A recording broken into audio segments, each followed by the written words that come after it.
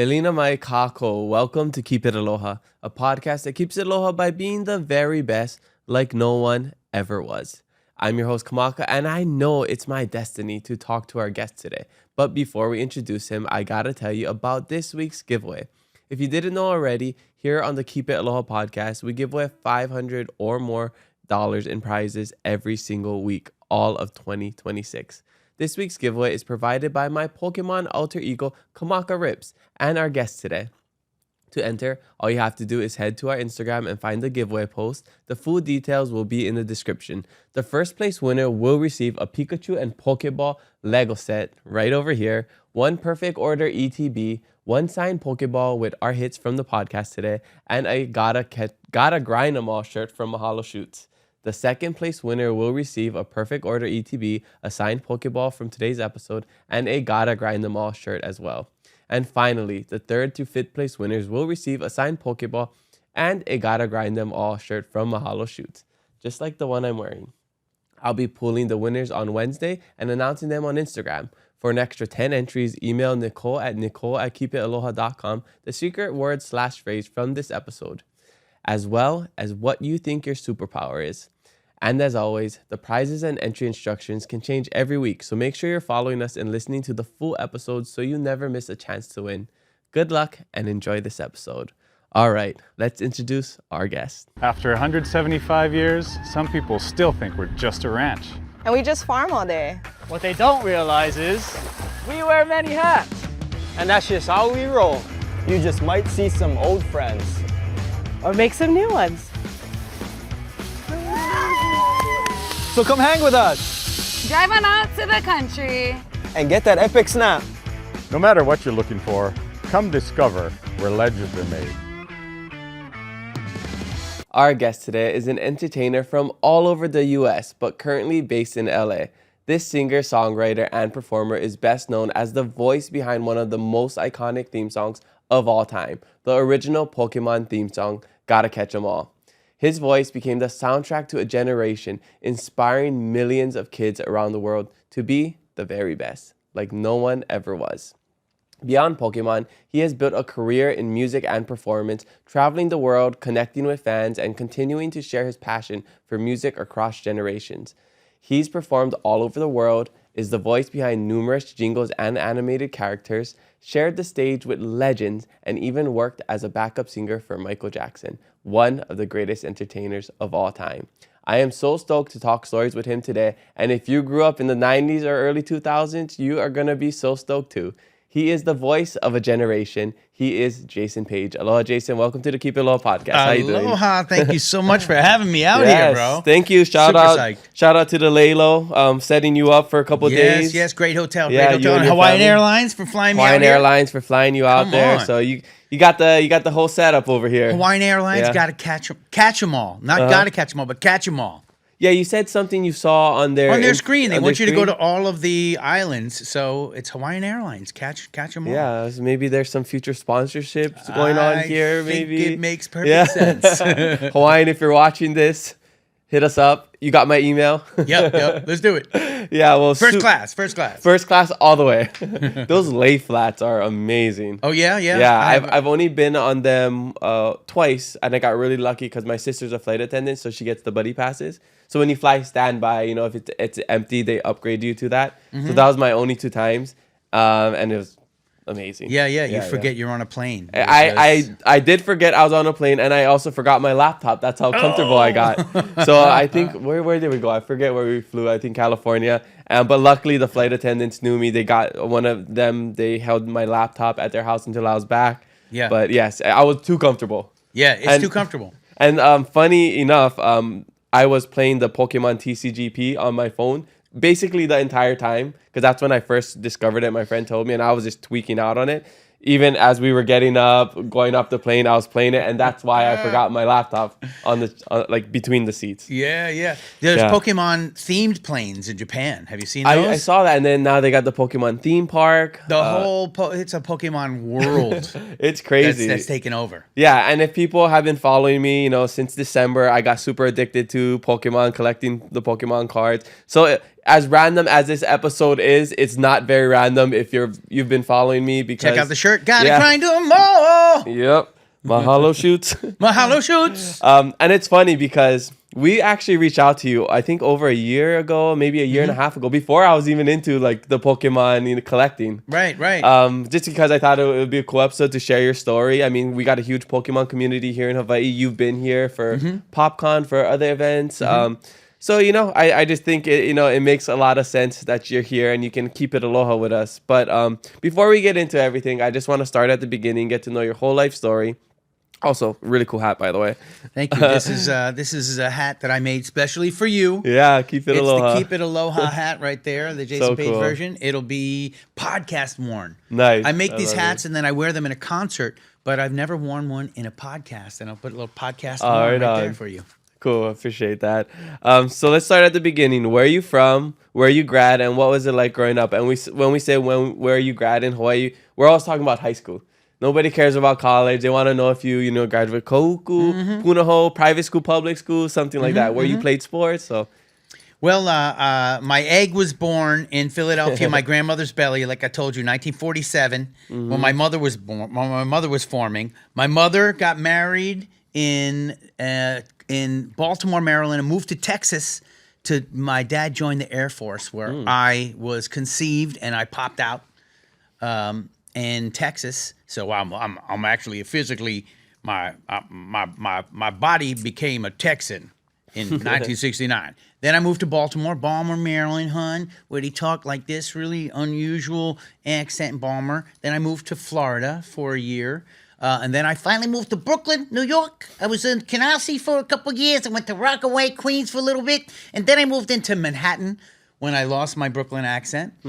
And I went to Manhattan to get out of my school system that was in Queens, which was Broad Channel High School, which was a really iffy school. I didn't want to go there, so I auditioned for all the other schools, magnet schools that existed outside of Queens, and one of those schools was Fame. I want to live forever. I want to learn how to fly high. If you know the Fame movie, which also became a TV show and a theater piece as well, a touring national tour show.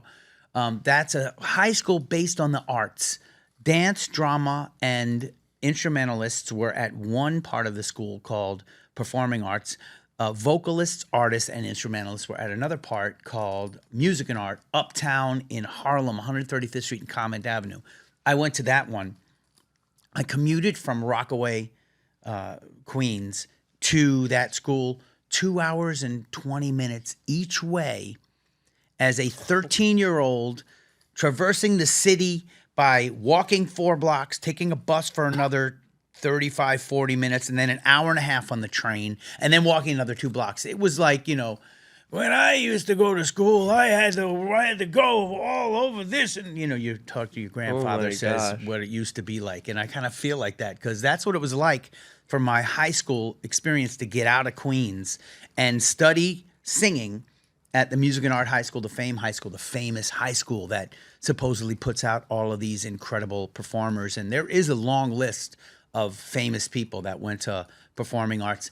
That school merged with the downtown version and became LaGuardia High School of the Arts, which it is now. In the middle of my high school experience, I went 2 years uptown and then 2 years in this brand new building that was completely unfinished and unready for us. They had escalators, they didn't work. They had theaters, they weren't ready. We performed our high school shows in the lobby of the high school. And it was a very sterilized building as opposed to the building uptown, which anybody that went there has these incredible memories of this beautiful ornate building with gargoyles on the walls and amazing theater and amazing rooms with high ceilings. And then we're in this office building in Lincoln Center area with fluorescent lights and nothing works. And school was promised to be a enlightening, creatively expanding experience, but it actually was a very limiting, very restrictive, imagination-killing experience, even at the highest level of creative, artistic schools. We still were were controlled and contained and restricted into very, very limited artistic opportunities. All of my artistic, and I graduated from that, so that's my grad. But I'm not proud of it because I only wanted to get out of there and be in the world experiencing all the possibilities and creativity of the world, which I was able to at 2:45 or 3 o'clock whenever we got out of school. I was out with my friends, jamming, starting bands, I was a magician on the streets of New York City, doing magic right there on Columbus Avenue.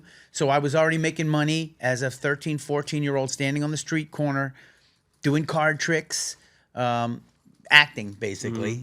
Magic is just advanced lying. You're just, telling people something that isn't true. Check out the coin in my hand. And there's no coin there because you never put a coin in your hand. As much as I know magic isn't real, it's real to me. It's amazing. I watch it. I'm like, there's just, I don't understand. I know it's sleight of hand. I know, but it just doesn't make sense. It doesn't compute in my brain. I'm like, that is magic. You're just telling people what you want them to hear. Interestingly, much of our reality that we experience on multiple levels is just that. It's an authority figure telling you what they want you to believe, and you believe it. Because there's a couple of things that look like they just did what they told you they're doing. Yeah, and if you don't question it, then you're just gonna keep believing it, right? Right here in my pocket. I just have this coin. I put it in my hand.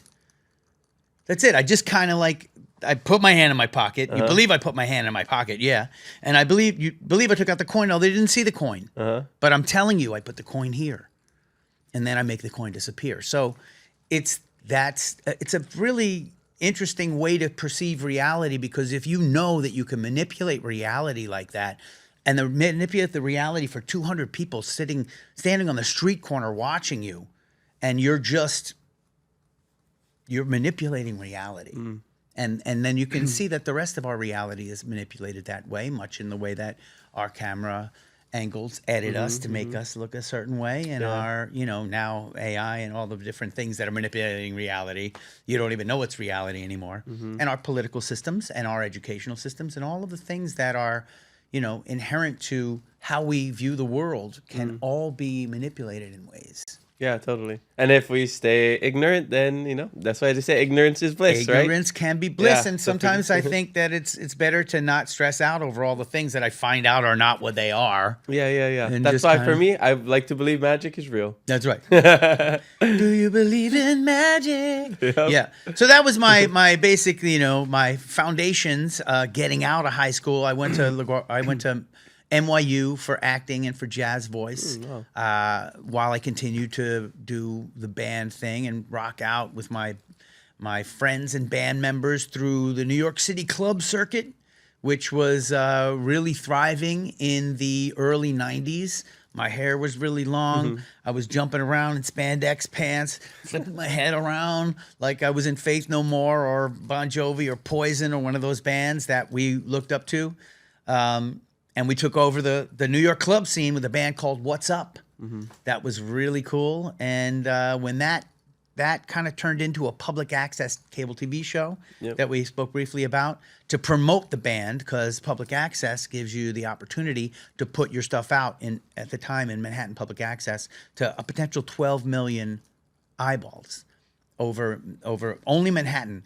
But I would submit my tape of the band and where we're going to be playing and some other silly stuff that happened while we were filming backstage. And people started watching it, coming down to our shows and, supporting the band. And then the funny part of the TV show became more popular than the music part. But we were still musical, and it was sort of like a Kids in the Hall meets The Real World meets Spinal Tap. Wow. Kind of really cool stuff in the mid-90s. And then, but of course, that's all for free. You're just doing it for the love of creating whatever you want, putting it out to all those eyeballs.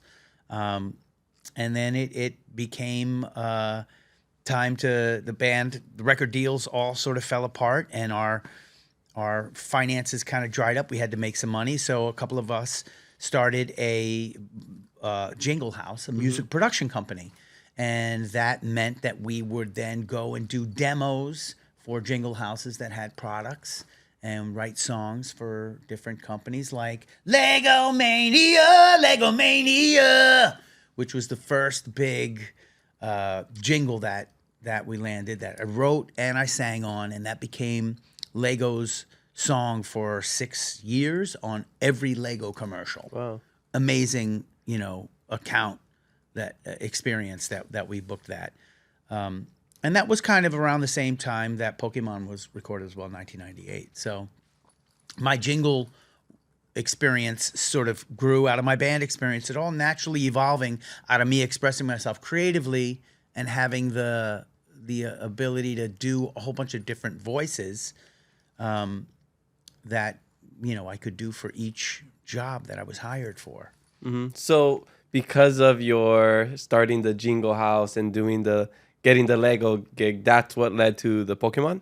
Pretty much. At the time, we made this demo tape of fake jingles, and I say demo tape because it was actually a cassette tape. Mm-hmm. And we would take that cassette tape around to all of the music houses in New York City and say, "Hey, we're available to do demos." And they would hire us to do the demos, but they would also hire me to come in and sing, because the demo reel had 12 different made up music spots for all kinds of companies with different voices on each one. I would be doing those different voices for the different characters. So I would get called in from these jingle houses just to sing their jingles. When a jingle house or music production company gets a gig, they have multiple producers a lot of times that produce for that gig. So those guys would hear me and be like, "Oh, get Jason in to sing. Oh, I want him too." And I would go into a jingle house and sing for 3 separate producers for Domino's Pizza Delivers, or whatever they wanted me to sing. Mm-hmm. And then there'd be another jingle house working on the same Domino's spot. I'd go to that jingle house and sing the jingles over there. So Rave Music, Paradise Music, that produced the Pokemon music, was one of these places that I had done lots of sessions for. Thanks. So they just saw you doing all these things, and they're like, "This is the guy to be the voice of a generation." Well, this is the guy to satisfy what we think the account, the Pokemon, it's not even Pokemon. Pokemon hires 4 kids. 4 kids hires Paradise Music. Paradise Music hires producers. Producers hire me. So the producers think that I have the right sound for what they think 4 kids needs. 4 kids analyzes it and presents it to Pokemon. And then it comes back down the chain of whether or not it's right. It's a paid audition. It's not it's a job. I got the job. If it goes, it goes. If it doesn't go, I got another 10 jobs that week that are demos. But once it goes, then we're working on the final, and we are producing it because they've approved it. And now we're just, fixing a little thing here or there because they like the singer, they like the song, they like the style, they like the mix. They might like it, but they want to cut this part off or add this thing. But, everybody gets paid to do that work, not the final pay, but just a demo pay. Okay. And when you were doing all of this, did you know much about Pokemon?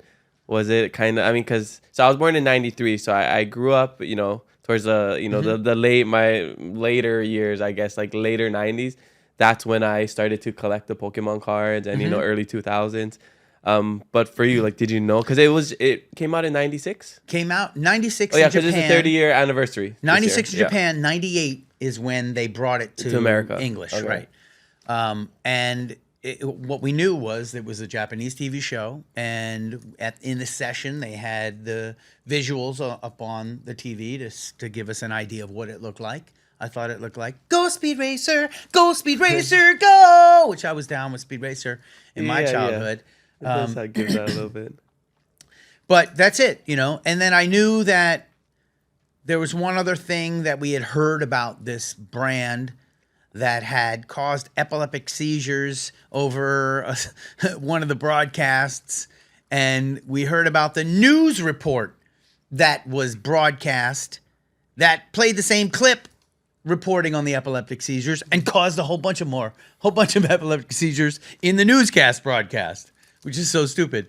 That was the only thing I had heard about Pokemon at that point.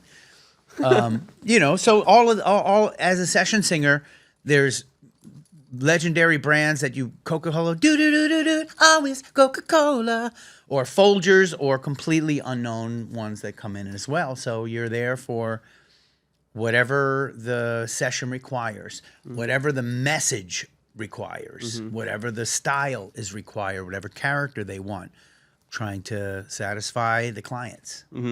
Yeah, so there's probably so many jingles and other animated voices that you've done that we probably didn't even know. Hey, that's the guy who sings the Pokemon theme song. That's Jason Paige. The best part of waking up is Folgers in your cup. I did one of those country versions. I am Subway, eat fresh, the quilted quick picker upper. Do, always Coca-Cola. And then, can you feel it? Can you feel it? Oh, Coca-Cola. And most famously, when you get nausea, heartburn, indigestion, upset stomach, diarrhea, Pepto-Max. I was looking for that one on YouTube. I couldn't find it, so I'm happy you did it. It's this big, Godzilla thing that walks in, and all these characters are in the Asian town destroying the town, and they... Yeah. And that song, actually, somebody contacted me, and they're like, we're doing a documentary on the history of the Pepto-Bismol jingle.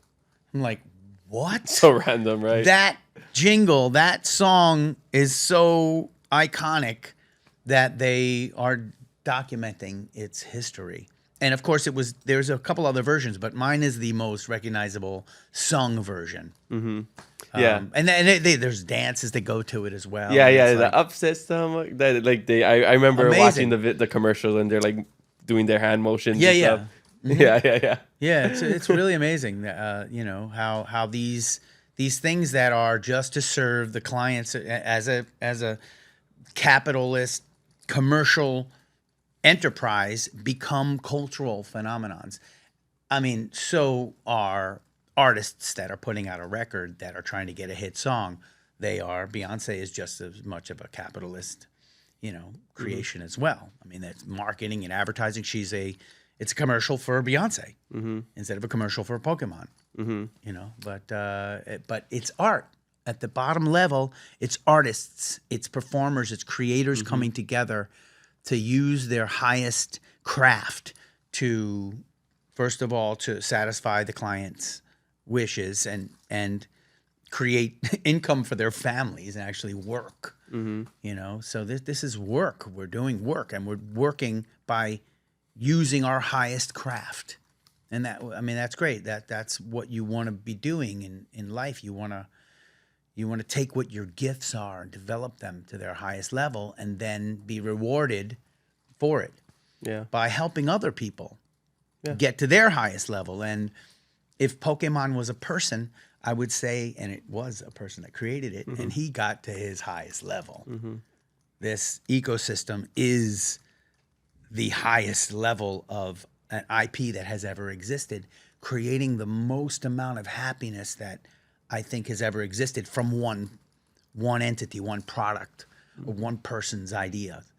It's a beautiful thing. It's amazing, and because it's not just the products that are created that are made from the inspiration of this person who created this business that was, supported by other investors and business people that all are making a living, supporting their families, making this thing. It's the people that are not connected to Pokemon, like yourself, that also have careers and creative projects because of their love for Pokemon. Card shows, event producers, artists, musicians, breakers, all the stores. Like these people have no connection to the company Pokemon. They just love it because they either grew up with it or they discovered it recently. And they are creating all this stuff, all this additional value in the world based on this company. So it's an amazing thing, and I didn't really understand that until 2016. But since then, I have been trying to do my best to create additional value, irrespective and completely unconnected to the Pokemon company officially. They do what they do, and we take the rest of it and expand upon it and go out into the world, creating more value, satisfying, billions of people's imaginative curiosity. Yeah. It's incredible. And to think about, this is the 30th year anniversary of Pokemon. So 28 years since coming to the US. So take us back 28 years ago when you first got the news like, hey, they want to record this Pokemon theme song and recording it, and then just like the reception of it afterwards. Well, back in the day, it's a beeper that goes off. And I look in the beeper, and it has the number of New York Jam, rave music. And they're like, yeah, I call them back. Hey, can you come in and do this demo? We got a Japanese TV show. And I'm like, what time? I'm going to be over here at this studio at 2:00. I can be at you guys by 3:30. That kind of thing. And I'm on a payphone, putting quarters into the phone to call them. Right in the beginning of cell phones, when they were big, kind of weird shaped things. I go and I record the demo. We know that it is "Catch 'em If You Can, Pokemon." The song's basically written out. When you go into these sessions, they have all the music done. They have somebody probably did a guide vocal, and I can listen to the guide vocal. They have a lyric sheet, and they have a message from the client. They want it to be a young rock sound, possibly echoing the journey of this character who we're watching talk in Japanese. And we're like, okay, all right. Yeah, whatever. We're all guessing what they are going to like. And I can do a young rock sound because they heard me do that on many other sessions prior to that. So we record the actual, the demo with the "Catch 'em If You Can." And I guess a week or so goes by and they send it in. Now, a lot of times they will do testing. They'll actually take these things and they'll go into the mall and they'll test. I don't know if they did that with this particular one, but it came back with "Gotta Catch 'em All" instead of "Catch 'em If You Can." Oh, that's crazy. I didn't know they changed it like that. Yeah, we replaced "Catch 'em If You Can" with "Gotta Catch 'em All," stacked the big background vocals all over it, and handed it back in. Then they accepted it for use in the release of the TV show. Whenever the TV show came out, probably a month or two later, or I don't know what the timeline was. It's 28 years ago. I'm sure it's there somewhere when it was. It's in one of my date books in storage right now. Maybe with some Pokemon items that I can't remember if I some bought base set back then. That would Charizard, be dope. maybe. Yeah. But in the date book, it'll have that written down, scribbled into the date book when I was supposed to go do the thing. It became a final, and the TV show blew up after a few months, 3 or 4 months, maybe a little longer.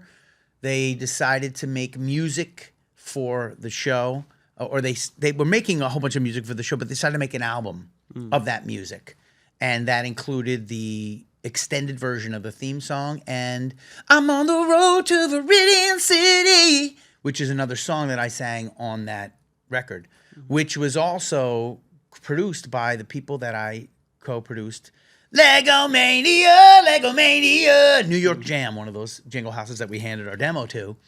That was, they did the Lego, and they also did Viridian City. So, and these are two jingle houses that I had very good relationships with, New York Jam and Paradise Rave Music. And so I did those two songs. Those songs went on the "To Be a Master" album. It was released, became a #1 Billboard charting album, children's charts. And the Radio Disney was spinning the Pokemon theme song constantly. It was like a record number of times on Radio Disney. The whole Pokemon ecosystem was starting to explode at that point.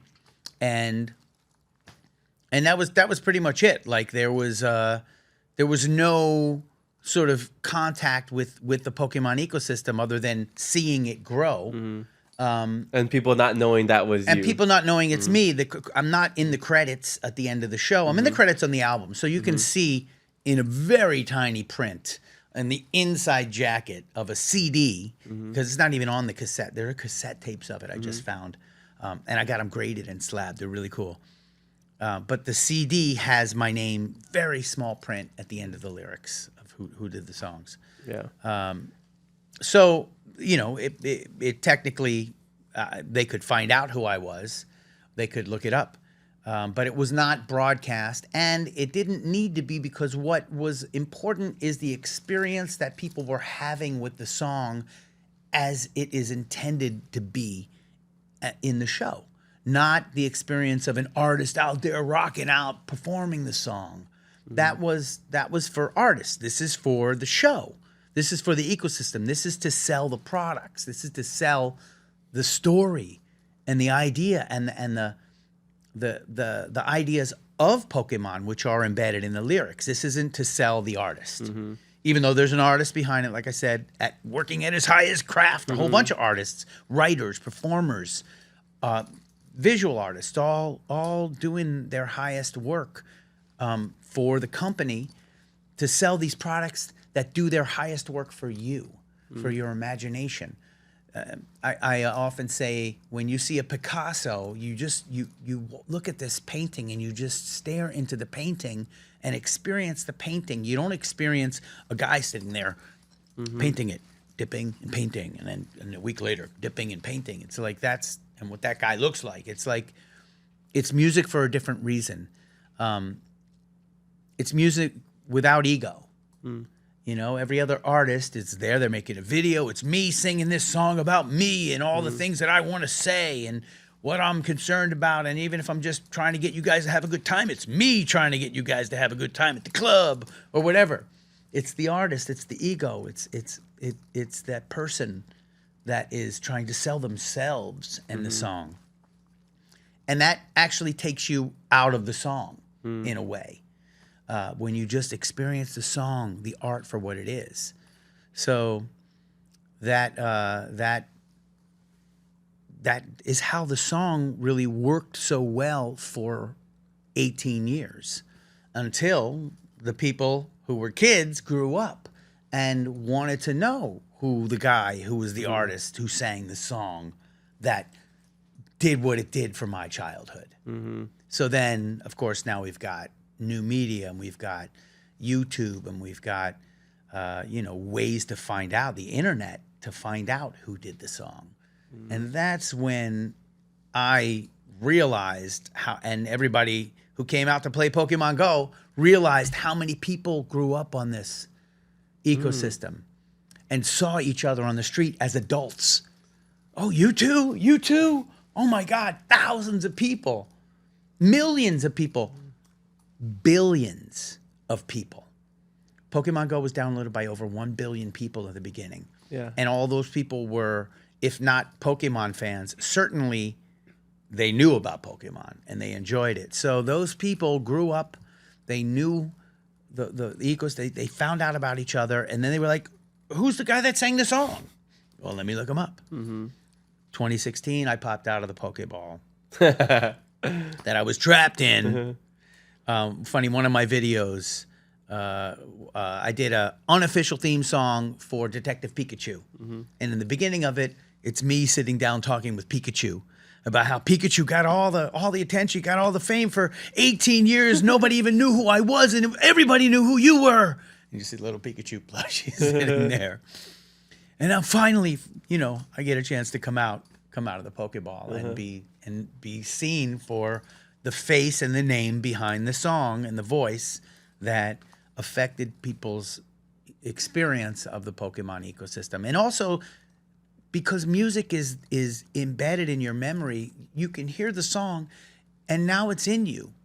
It's not like it goes away. It can be recalled at any time. You have a copy of the Pokemon theme song in your head at all times. Yeah, you probably remember where you were when you first heard it. You have these good memories of singing it with your friends, or maybe you went to a show and you heard it for the first time and it's so catchy, it just stuck with you, and it's incredible. It's an inspiring song. I remember just watching it and just hearing the first couple beats, right? The dun, dun, dun. And then it's like the lyrics come out, and then you see Ash with the Yep. Pokemon, and it's just like the greatest music animated music video of all time. It gets you hyped, right? Like Yeah. you play it before a sports game, maybe. You know, that's like your hype song. And I've seen it many times. Like it's Boxer just- comes out to yeah, it. Yeah, it's such an integral part of our childhood. And like you said, now we're adults, you know, and that's why, you know, we grew up with it. Now we got some money. We can buy the cards. We can get into the hobby. We can go to these shows. And you have such a big footprint, even though, you know, we were probably missing it for the longest times, right? Now you're getting the credit because, you know, even though it wasn't like your idea or original Right. song, like the voice, music, you know, is so powerful for, you know, for humans, you know, and animals and plants and just everything in our entire Vibrations, exactly, yeah. right? Frequencies, yeah. exactly. That like you will be remembered. Like your legacy is stamped. You know, if not just in the world, in the Pokemon community, which is the biggest IP in the world. Right, So basically, right. you can say in the entire world. Yeah, but So- 15 to 20% of the entire Earth's population are Pokemon fans. And that's crazy. And that's a huge percentage. What is It's what huge. 15% of what, like 8 billion, 10 billion people? I don't know how many people You know, we a have. couple billion people, Yeah, a couple 3 or 4 billion billion people, something Yeah. like that, 2 billion, something like that. That see Crazy. that's insane. And you doing that, I can't even imagine you thinking like this will be where your life, what your life is now. Because you know, I was telling you, I went to Louisiana for my 10-year Peace Corps reunion, and you know, we got to connect and you know catch up on 8 years of life, right? That we when we haven't seen each other. And that it's funny because I left in 2016, so we did our 10 years since leaving reunion, and that's when Pokemon Go came out. But I never got into it because I left to Peace Corps and we didn't have like Wi-Fi and internet and stuff. right. So I missed out on that. And then when I got, you know, came back, like I was picked it up. busy. I was busy with other stuff, so Oh, I you didn't pick it up. You still got a Pokemon Go to pick I've up? never played Pokemon Go Dude, in my it's- life. It's a good one. But I've always, you know, loved Pokemon, new Pokemon, of course, the theme song. And then it was until, you know, this past December when we opened our first booster box and got the 2 Charizards in it. And we were hooked What? since. Yeah, you know. Double? So there's my first video on my Kamaka Riffs Instagram. We were at a market selling my podcast merch. It was really slow. So I went over to a booth that he was selling some Phantasmal Flames booster boxes. So we got it that night. We opened it around midnight. Me, my girlfriend, and my sister. First pack, my girlfriend opens the SIR Charizard, that black one. We didn't know. We were like, oh, this looks cool. This must be. Send it to everybody. They're like, what the? And then the next pack she opens. Oh, sorry. It was opposite. It was the gold card she got first. And then the next one was the SIR. Was this yeah? Back to back in the same booster box. Everybody's like, there's no way this It's like happens. a God box. It was a God box, yeah. And, you know, I believe it happened just so we could get addicted. Because I think about it, like, if that never happened, I wouldn't be this deep into Pokemon. I wouldn't have my Pokemon show coming up. I wouldn't be thousands of dollars into my Pokemon collection and meeting all this interview may not have happened, you know, because I pushed it a little bit more because now I was interested in Pokemon. So I was Yeah. like, let's follow up with Jason and get him to Hawaii. So it's just crazy to think about these little things that happen that put you in the position of life you are now. And like, can you imagine if you never did the Pokemon theme song? Yeah. Well, I mean, I have always dreamt and intended to have the greatest impact on, you know, from my work that I could possibly have. I mean, my examples were rock stars like Kiss and Styx and Motley Crue and Bon Jovi, and that's where I was pursuing, you know, being that influential as those bands had been over me. And of course, I was pursuing it in every way I could with bands and with writing and with performing and now with singing in session work. But we just plant seeds in our life and hope that they grow and do our best to plant them and water them however we can and see what they grow into. And so I always imagined myself having this impact, but I just didn't know what it was going to be from. And there could be other things that happen that, you know, like Lego was a very huge impact. Of course, that ecosystem was already massive at the time that we got involved in it, but it has grown quite a bit since then. And that theme song is even more, I own it because I wrote it. I co-wrote it. And I just recently did a full remix version of it, a full 2.5 to 3 minute version of it for the Lego community to use on their videos, just like the Pokemon theme song has a full version. But yeah, it's all about, doing the very best we can. Like no one else ever could. Exactly. Just like you. Just like the lyrics. It's funny because it's punny, we're making fun, but the words are so exactly true. Right. Yeah. Yeah. And you do what you can do, what you uniquely and individually can do in your life, and then to give that uniqueness to the world. And that's what we're all trying to do. That's what I'm trying to do. And I give that in every day in a different way. And I gave it on that day, and that's what happened from it.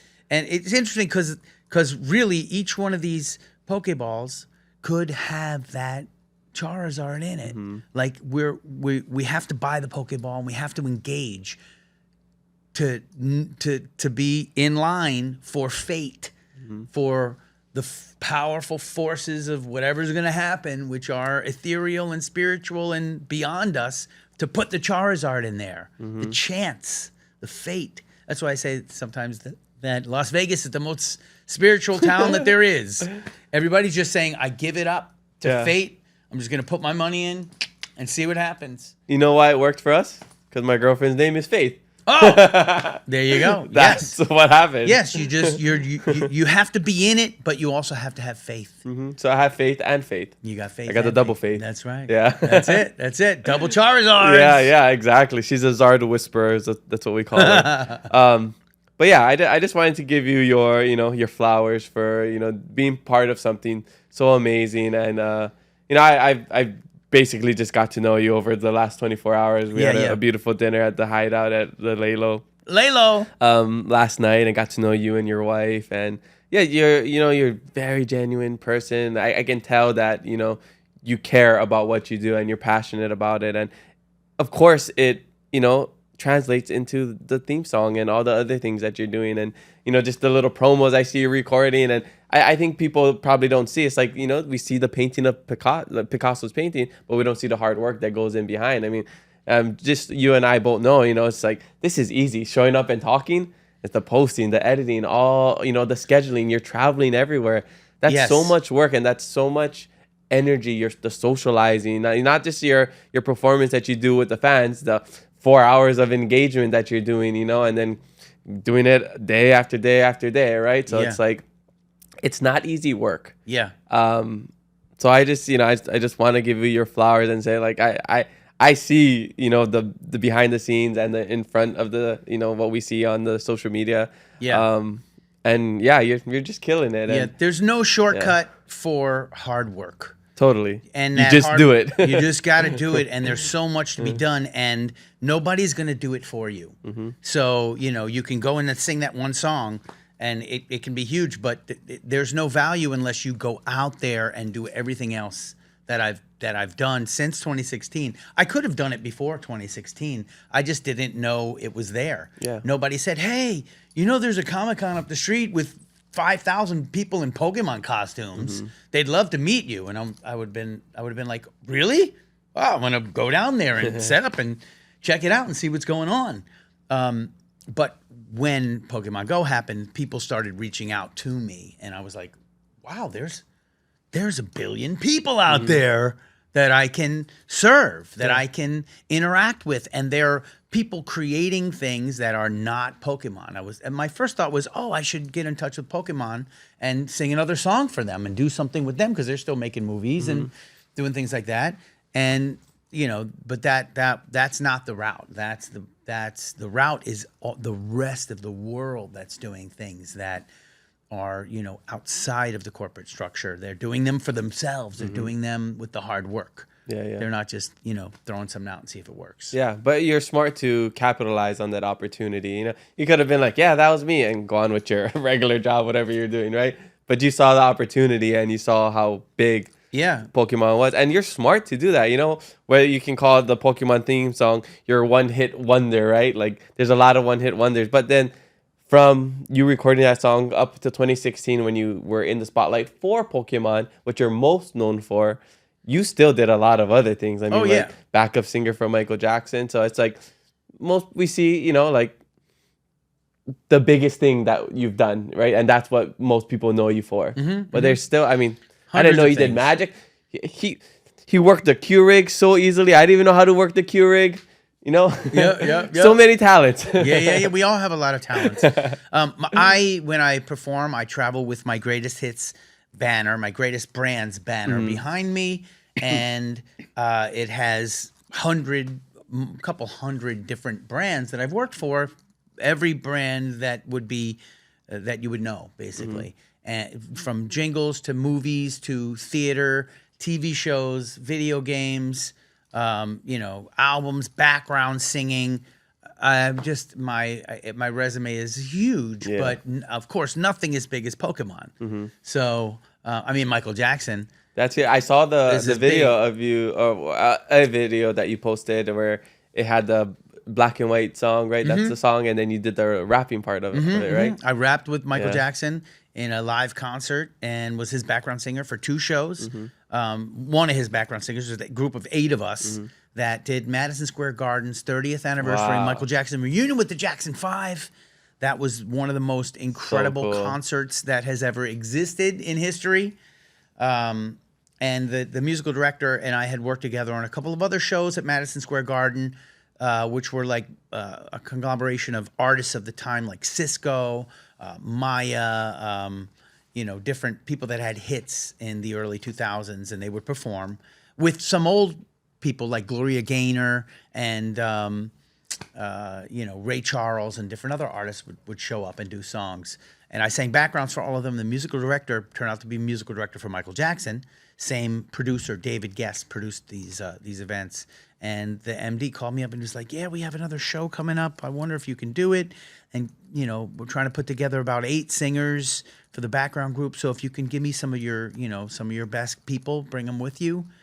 And I was asked to sort of vocal contract is what it's called, to So bring you got the people rest in. of the people. So I got 6 out of the 8 people. Okay. Five or 6 out of the 8 people. I was able to call my top people and be like, "Yo, I have this gig. I don't know if you're going to be available. It's for this guy. His name is Michael. It's Jackson. It's at this venue. It's in Midtown called Madison Square Garden." Just jokingly downplaying it all. Because when I got the call, I was like, "What?"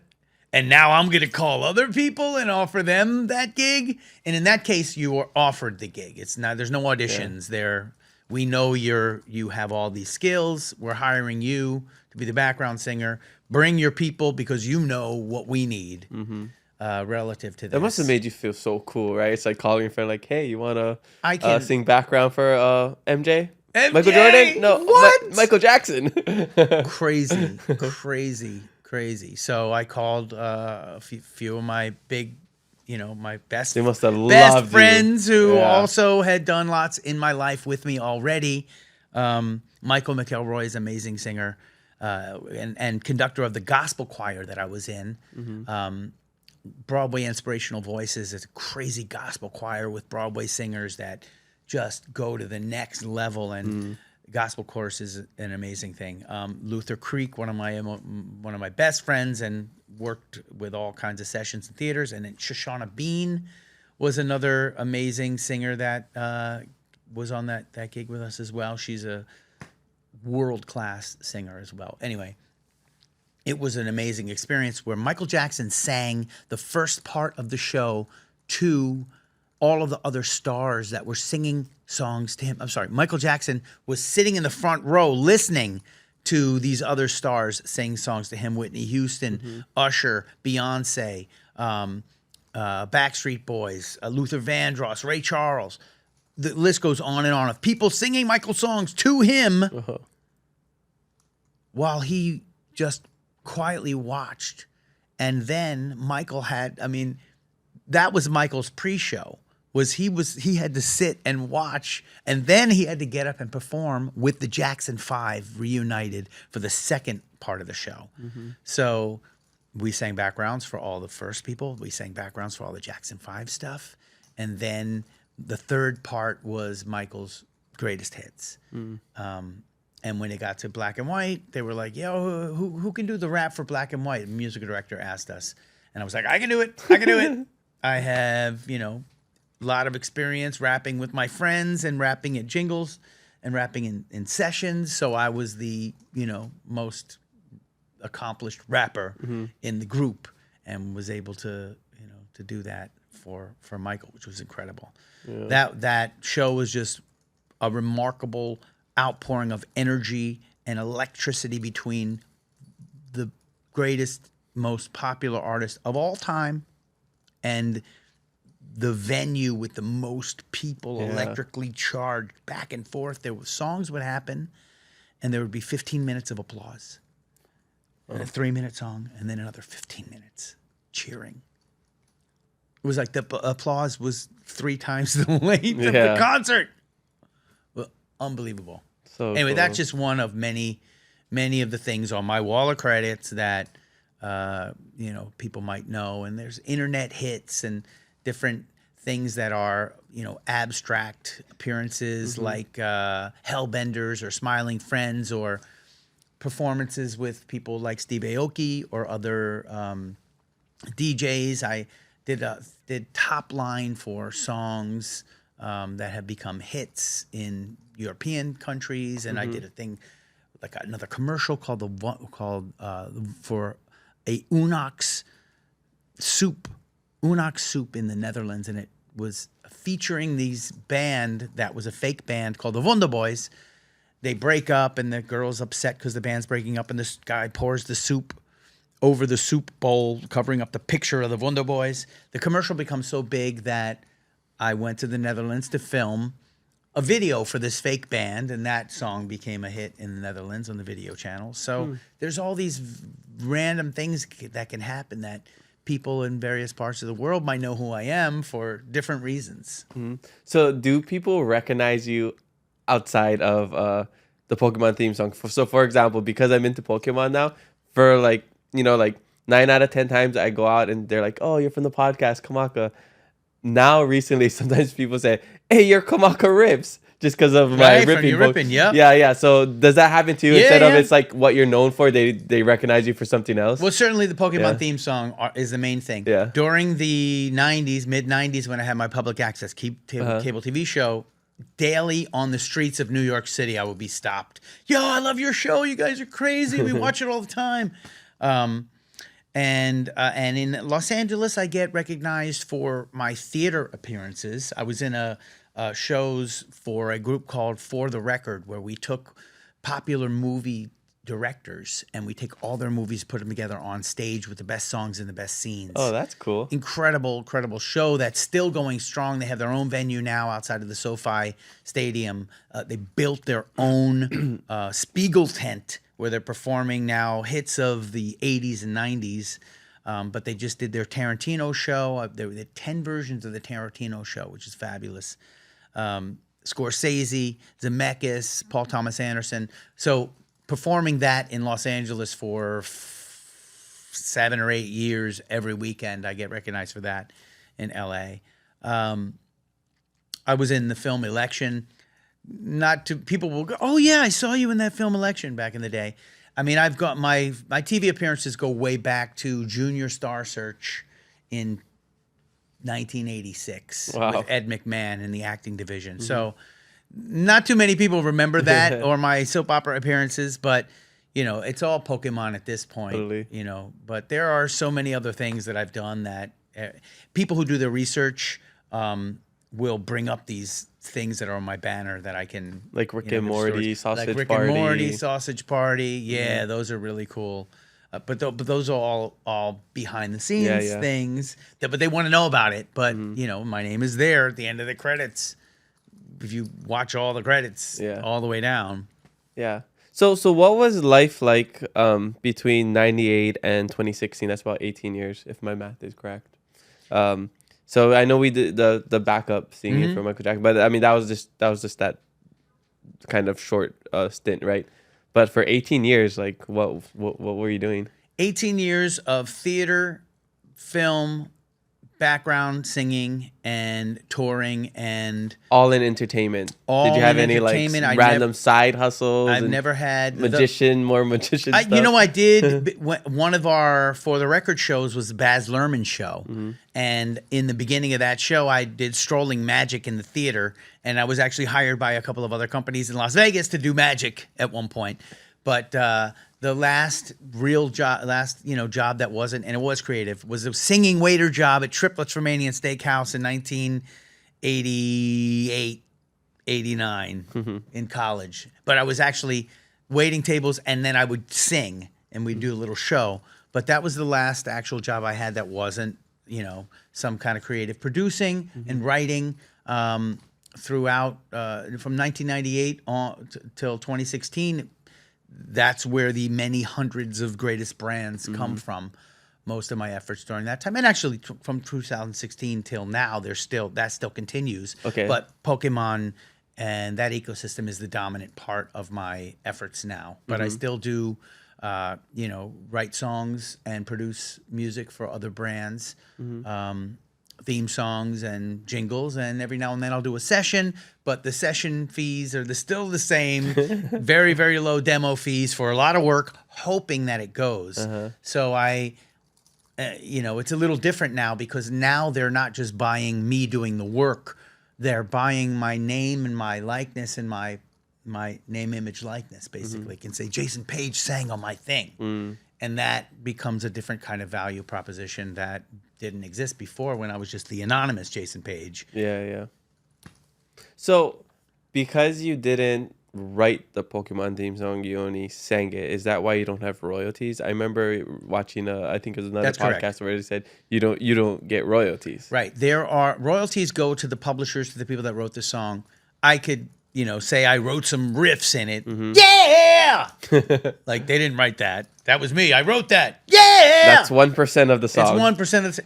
If I was getting 1% of the song publishing Millions. royalties, it would be, yes, many millions for that 1%. That's insane. But I don't get those royalties. The writers get those royalties. The publishers get those royalties. They collect them from all the uses everywhere around the world, in every language that the song is recorded in.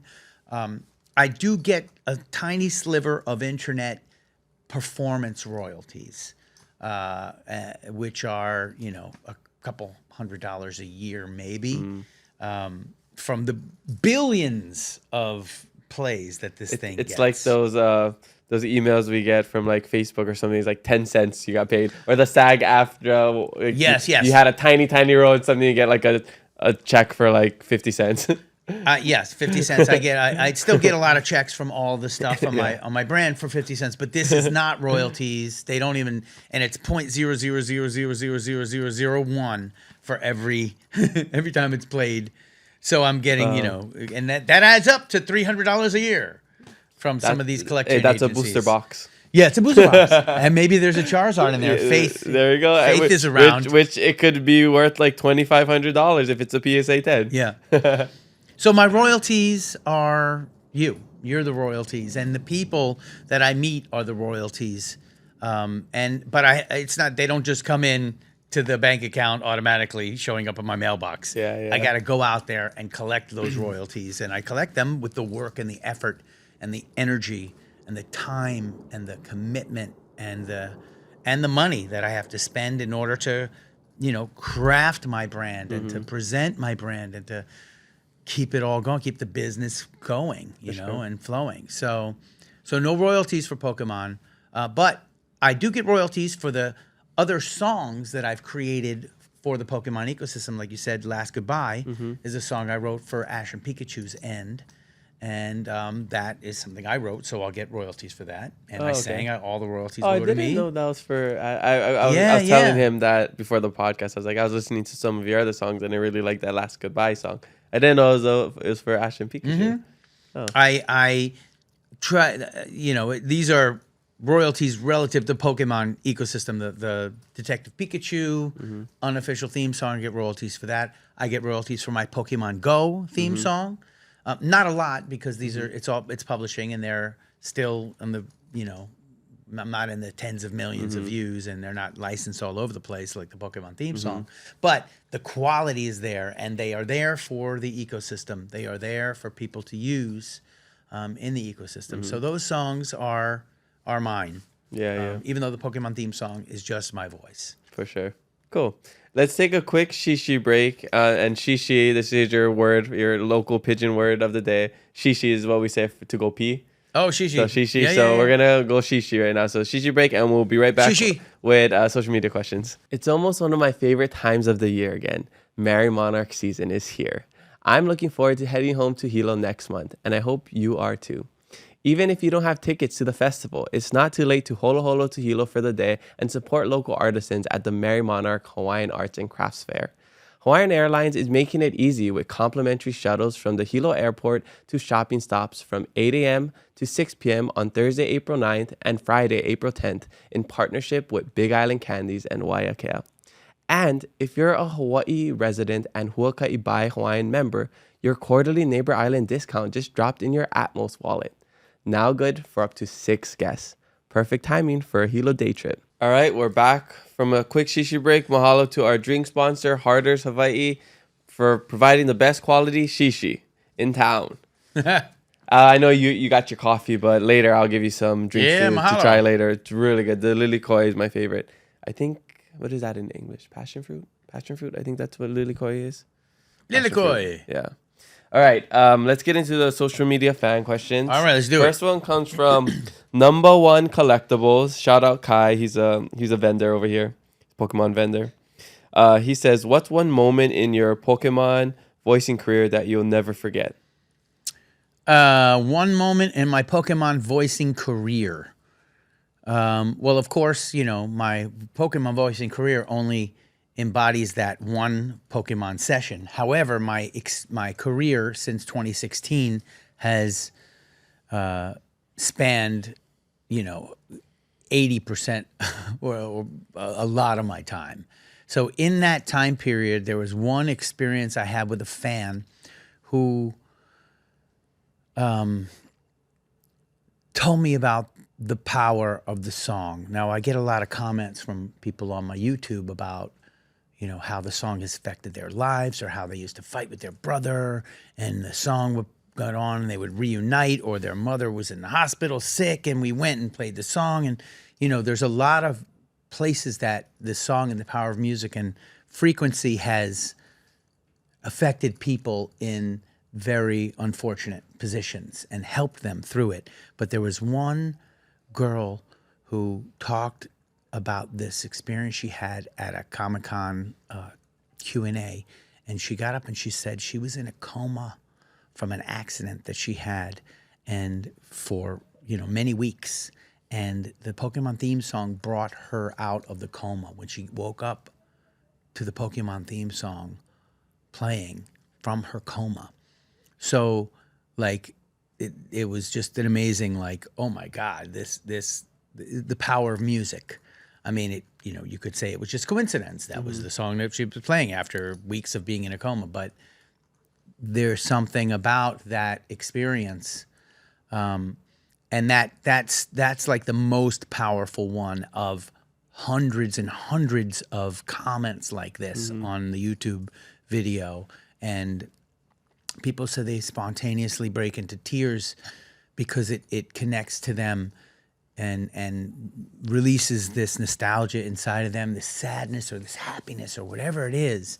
They hear my voice at the live shows, and they tremble and they break into tears. So, but that one just kind of sums all of them up. That's so cool. I don't believe in coincidences. I Right, think it's they're ho'ailona is what we say in Hawaiian, signs.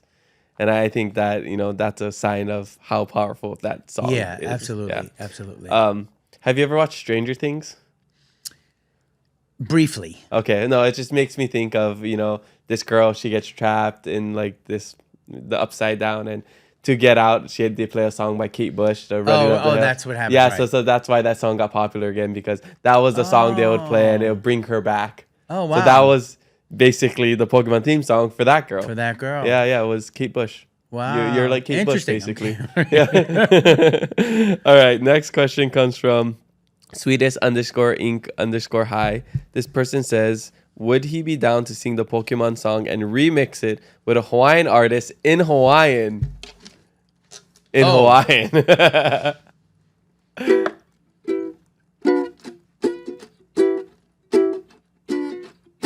I want to be the very best, like no one ever was. That's not a tune, but We would have to translate all the lyrics. I know you did the Pokemon theme song in Japanese. I saw that video. That was cool. there we go.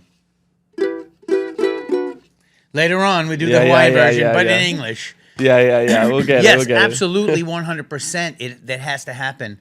I love that song, "Somewhere Over the Rainbow." That remix of that one, it's just beautiful. Even though it just destroys the actual original melody, it makes it into a whole new song. But it's so soothing, and there's something about the style and the vibrato and the sound that a lot of these guys sing. Like I love listening to them with the big wide vibratos. Cool. Well, if somebody can translate it all in Hawaiian. Translate it. Don't they have the version already?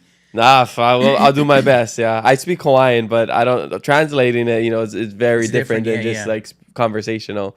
But maybe we'll see one day. Maybe a future show, we'll do like a little part in Hawaiian. That'd be super cool. All right. Next question comes from Liam underscore MCC.D.der. All right, this Liam. person says, what was the most surprising thing you discovered about the Pokemon fandom? The most surprising thing I discovered about the Pokemon fandom, well, that it's so pervasive around the whole world, that this isn't just a whole bunch of people in the United States. This is India. This is Africa. This is South Africa. This is Australia. It's in every continent. You have a big fan base in UK. In the UK, it's in every language. One thing that happened when I went to the Netherlands, I was asked to sing at a preschool. And I was like, all right, well, what do I do with the preschool? So I prepared a little Michael Jackson song. I prepared a Kermit the Frog song. I was like, oh, those are going to be good for kids. Michael Jackson, they didn't really know who he was. They kind of did, but not really. Kermit the Frog, they didn't know. These are kids in the Netherlands that they don't even speak English yet. They're just learning how to speak Dutch. And they all knew the Pokemon theme song when I sang it in English. They all sang along. Wow. 3 to 5-year-olds that don't even speak English are learning English from this. So it's more than fandom. It's cultural sort of spreading around the whole world. And I guess it's fandom to some degree because you've got all these different languages reproducing the song in every language. Yeah. And that just continues to amaze me when I hear another theme song in another language. In another style. Sometimes they'll do it in the style of that country's music. The Arabic ones are really cool. Yeah, it's so cool. My favorite thing, and not surprising, just my favorite thing about the Pokemon community and the fandom is all the people it brings together and how tight-knit everybody is, and how that, like, the nerdiest, it could be from the nerdiest guy to the most athletic, model-looking guy. And there we all come together, from, like, basically the nerd to the Logan Pauls to, like, the Myles Garrett, the NFL defensive lineman who would destroy you. Boys and girls. Max Holloway, the UFC champion, like... Old and young. Exactly, like... Military. There's a strong military. It just brings Pokemon everybody together, fan. and it's so cool. And that's that's why I'm having my card show in May, just to like give back to everybody, because I just think the community is so awesome, and I get to relive my childhood. And the two things in the last couple of years that really like expanded my demographic and like gave me like another tool in my belt that I can connect with others is anime and Pokemon. Because like. I can talk sports. I love sports, basketball, football, whatever.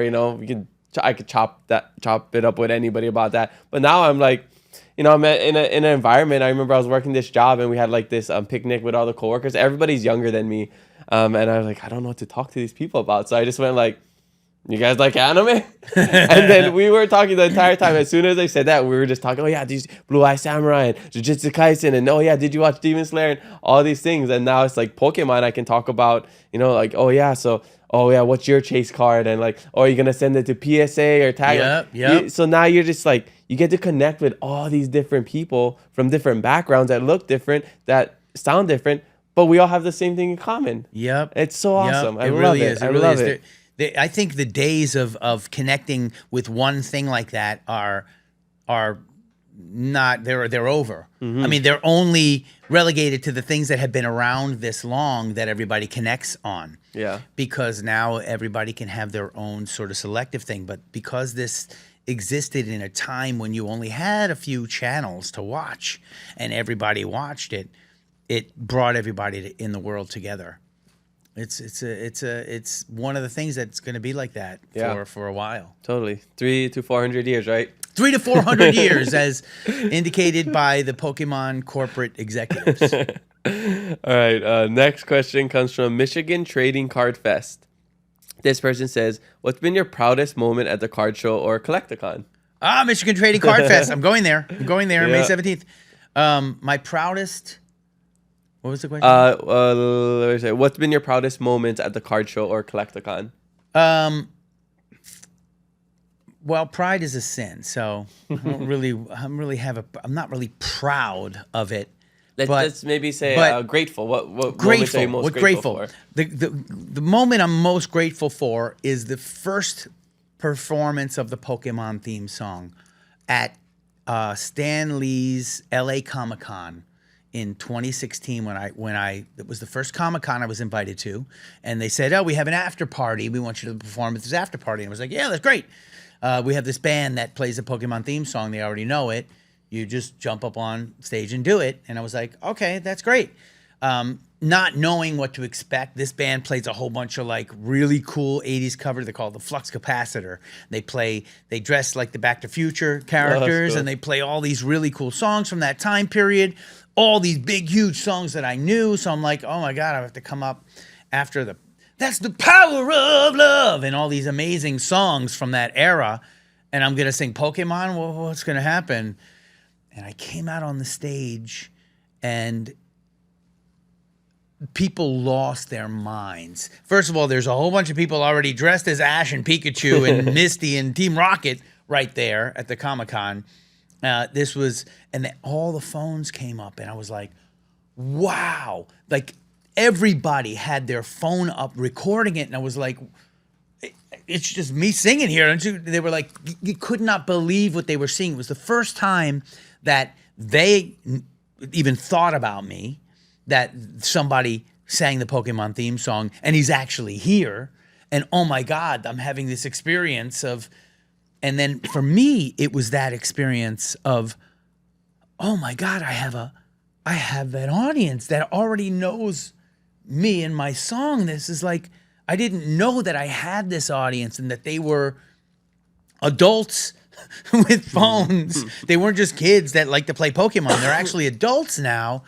They're at the concert, and I'm the biggest rock star they could possibly imagine, jumping on the stage singing the song that inspired them. And I didn't know how valuable any of this was. That was my most grateful moment. It was like the piercing of it was the popping out of the Pokeball. It was the piercing of the bubble of the world of opportunity and joy and experience that existed just right outside, down the street from me, that I didn't know was there. It was incredible. It was incredible. You can still get that video online. Flux Capacitor, Jason Paige, first Pokemon theme song ever. It's a great performance.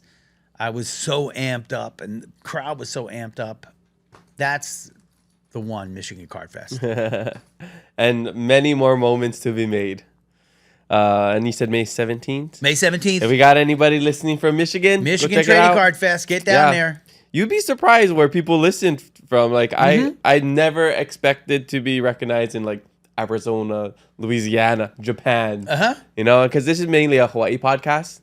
but we got Hawaii people all over. So there's somebody from Hawaii maybe living in Michigan. Bro, you're international. Yeah. Getting there. All right. Next question comes from Faith Rogers. That's my girlfriend. She says, how did he know catching them all was his destiny? I know it's my destiny. Well, catching them all means... Yeah, interpret that however you like. Yeah. Catching them all is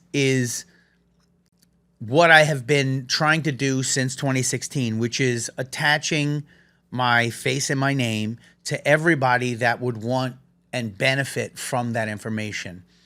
When my friends would tell somebody, yo, my friend, he sings the Pokemon theme song, and then somebody's face will just light up. Like, I won't even have to be there.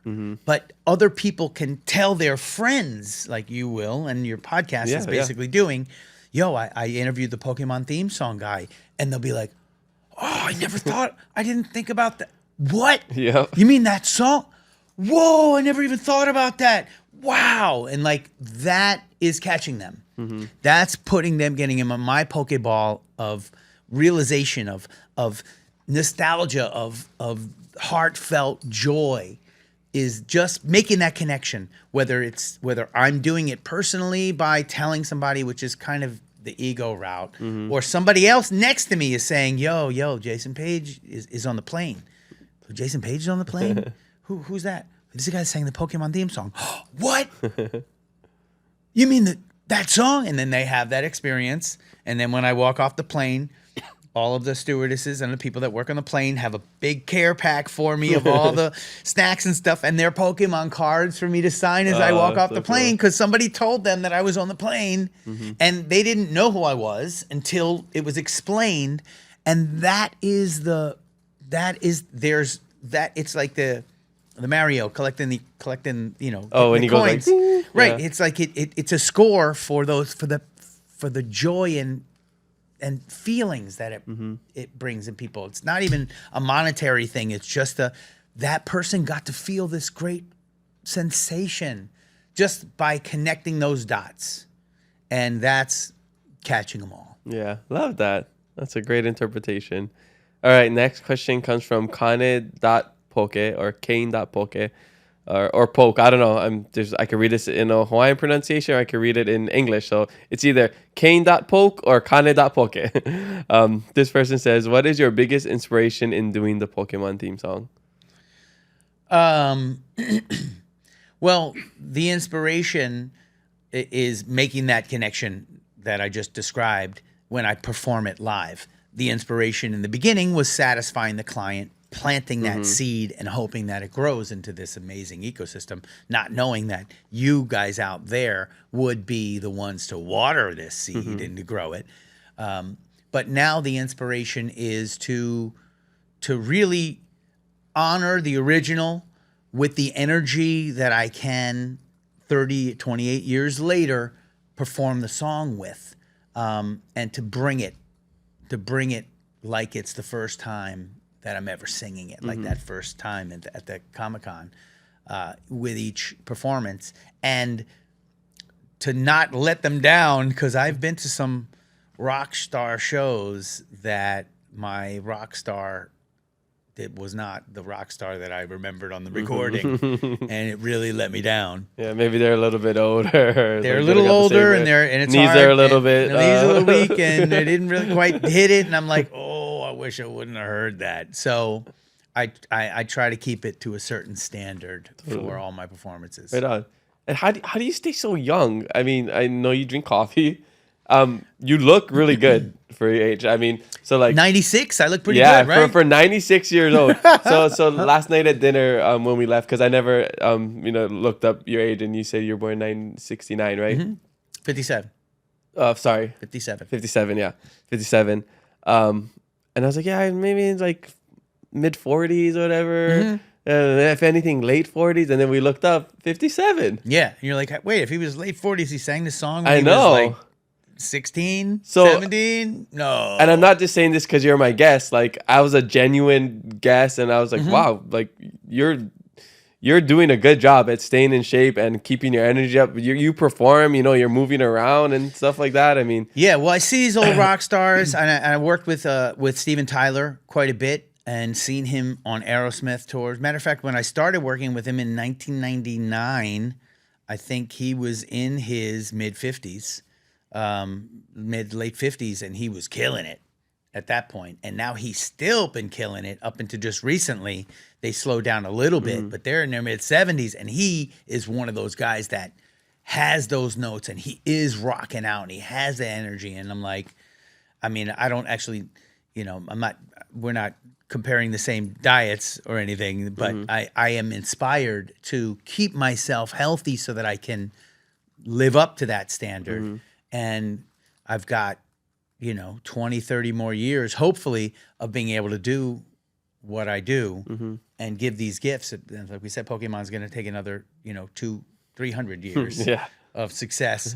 I got to be around for at least another 30 years of it if I can. And then we'll see the Jason Paige hologram singing the Pokemon That's it. theme song The in live year hologram. 3020. Yes. So, you know, it's basically no drugs, no chemicals, no toxins. Try to get good sleep, good water, good energy, and good food. That's whole foods with real ingredients that, you know, are as natural as possible. And, you know, sunlight, earth, grounding, good relationships, you know, human touch, love, all the things that are just, you know, they're basic. It's really easy when you break it down. We don't always follow the basic rules. Right. We're there's so many things around us that are unnatural that we're just going to that we think are natural, but they're not, you know. Most of the fruits and vegetables that are out there are not. Most of the animal products that we eat are from animals that have been bred over hundreds of years to be different types of animals. So, you know, it's hard to even get back to the natural world, which I know is a very big thing here on the islands, because you're surrounded by such incredible natural beauty. And there's people that are growing, like, you know, the natural fruits and plants. Yeah, non-GMO stuff. There's a big movement for very they're hunting the stuff. wild boar up there, and they're, you know, raising these incredible cattle on the, you know, on the hills. You're gonna be hunting some boar when you go to Kauai I'm later hunting this week, some right? boar, right? Wild Yeah, boar. get as natural as possible. Get as natural as possible. Yeah. Yeah, no, but that's cool. It was cool to you know, learn more. I mean, because you said you're doing the carnivore diet, and you know that you're just, you know, trying to stay as healthy as possible. It's something that we all strive to do.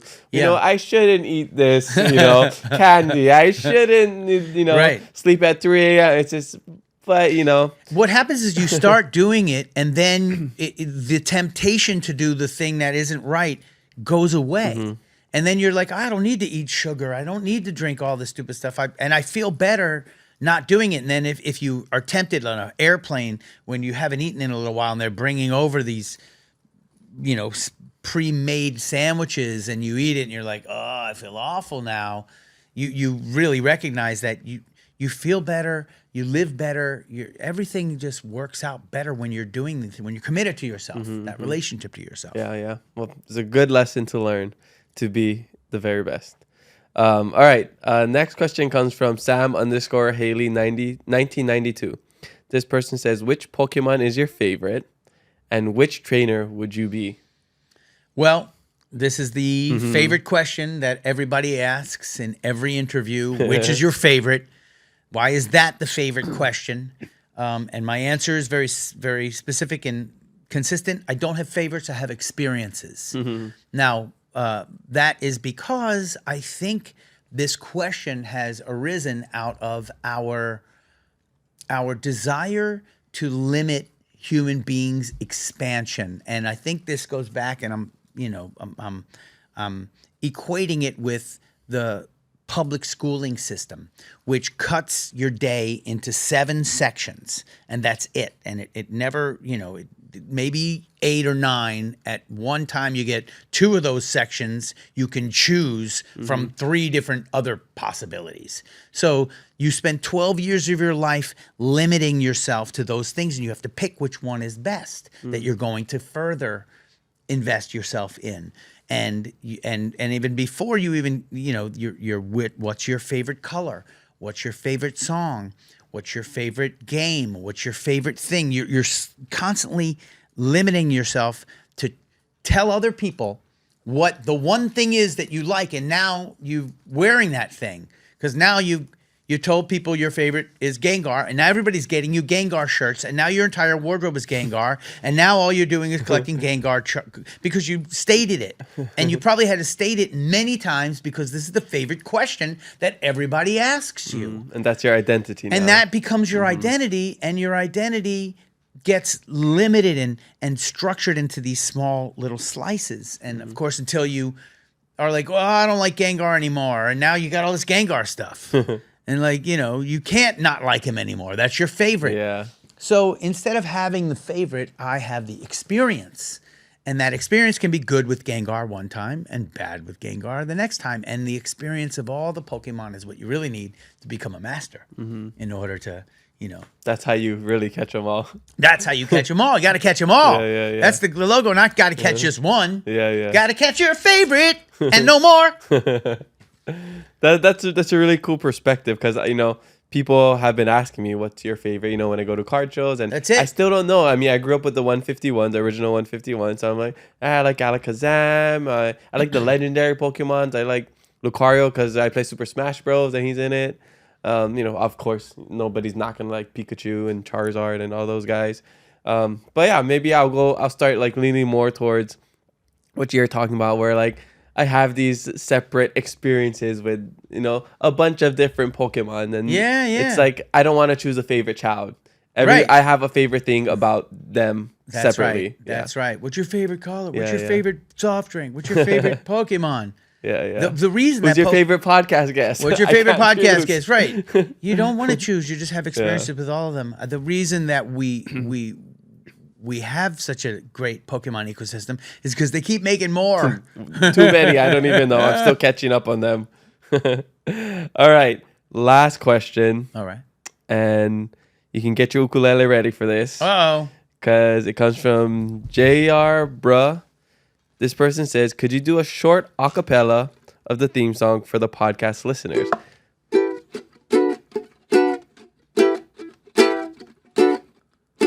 I wanna be the very best, like no one ever was. To catch them is my real test, to train them is my cause. I will travel to Waikiki, searching far and wide. Teach Pokemon to understand the power that's inside. Keep it aloha, it's you and me. I know it's my destiny, Pokemon. Oh, you're my best friend in a world you must defend. Pokemon, a heart so true, our courage will pull us through. You teach me and I teach you, Pokemon. Gotta catch 'em all, Pokemon. Ooh. Keep it aloha, Pokemon. There you go. Wow, we just got a new Keep It Aloha theme song right here. Hopefully it's not copyright and we can At use the it. end, you can clip the end right Okay, there okay, without okay. having any problems. Just send us the invoice if we if we need to. That was awesome. Thank you. Thank That you, was sir. so Thank special. That was amazing just to witness that. And I present Yeah. to you the Keep It Aloha hat, my thank friend. you. I appreciate it. Here we go. Keep It Aloha. Jason Paige. Oh, what am I looking at right there? Yep, Super yep. cool. Well, I'll get it after the podcast Sure. so you can continue to wear it. Well, mahalo everybody for the social media fan questions. Make sure you leave some for our next guest, and maybe your question will make it on the podcast. We're coming to the back end of the podcast, and I like to ask all of my guests the same question about keeping it aloha. It's the name of the podcast. It's the name of my book. It's something I try to do every single day of my life. It's also the name of my card show coming up on May 2nd and 3rd at Salt Kakako. Anyways, so I just want to know in your life, however you interpret, the phrase "keep it aloha," how do you keep it aloha in your life? Is this the life hack It's not a life hack. So keeping it aloha, I can explain it to you a little bit more because aloha. There's multiple meanings. You hear it as hi or goodbye, maybe. But the literal definition is like love, right? So we use it as love. Aloha voia oe, I love you. And there's a lot of meanings. It could be compassion. It could be kindness. You could interpret it however you want. So keeping it aloha, like to me, is like being the best. So. Like, for example, there's different times in my life that I need to keep it aloha, whether like something is testing my patience. So I'm like, oh, I got to keep it aloha. Don't get angry. Keeping it aloha is patience, So keeping it aloha can happen in different ways. So I want to know in your life, how do you keep it aloha? If that makes sense. Yeah. Okay. I keep it aloha by every day waking up and tapping into the most important energy and power of existence, which is a four word chant that I actually recorded, and it's on YouTube and Spotify and all the different platforms that I play. Either I'll sing it on my own if I don't have something to play it on, but if not, I'll just play it on my phone. And it's the 4 words are abundance, gratitude, health, love. Aloha. So I sing abundance, gratitude, health, love while I do a Tibetan 5 stretching exercise. And abundance is the first word that I imagine and can recognize and acknowledge the abundance of our created world, man-made world that's all around us, that comes from our imagination and our ability to put these things together. Tables, couches, lights, electricity, this building all built from mankind's imagination of taking resources and building things for us in this incredible abundance. All the things that went into this building to make this whole thing happen, and the technology and the cameras and everything. And I just become aware of what's around me, the abundance around me. Sometimes it's nature around me, and air and water and sun and light. And I become aware of the abundance of my body and my breath and my circulatory system and all the amazing things inside of me that I give gratitude for. Abundance and in gratitude.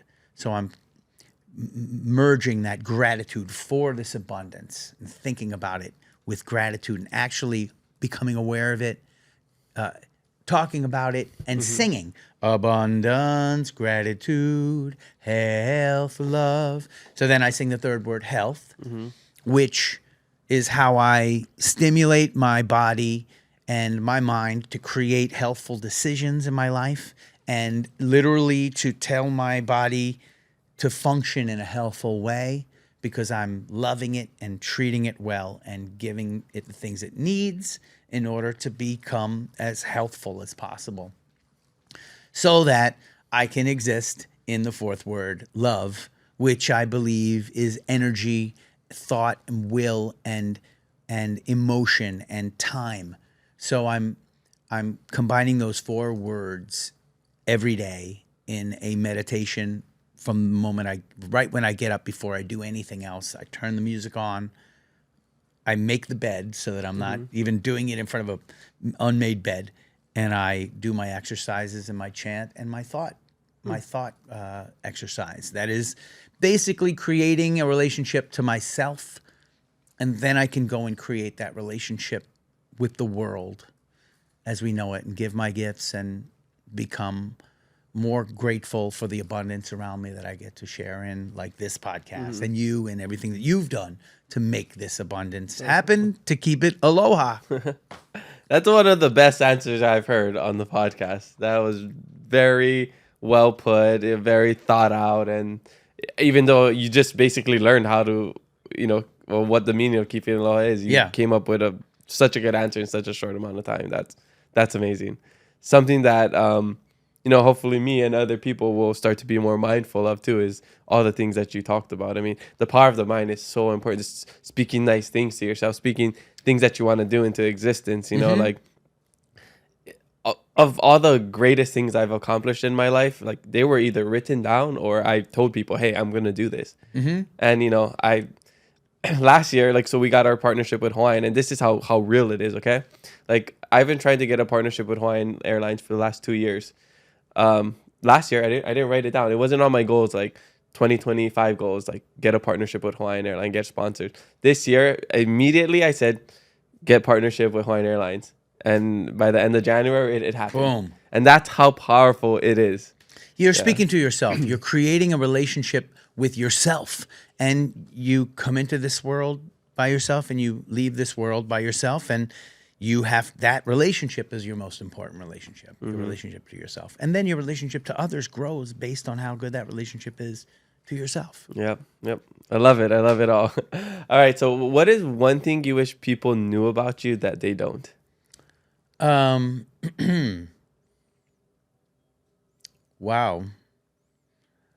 It's one of my favorite questions. You can also share something that you think people misunderstand about you. Well, I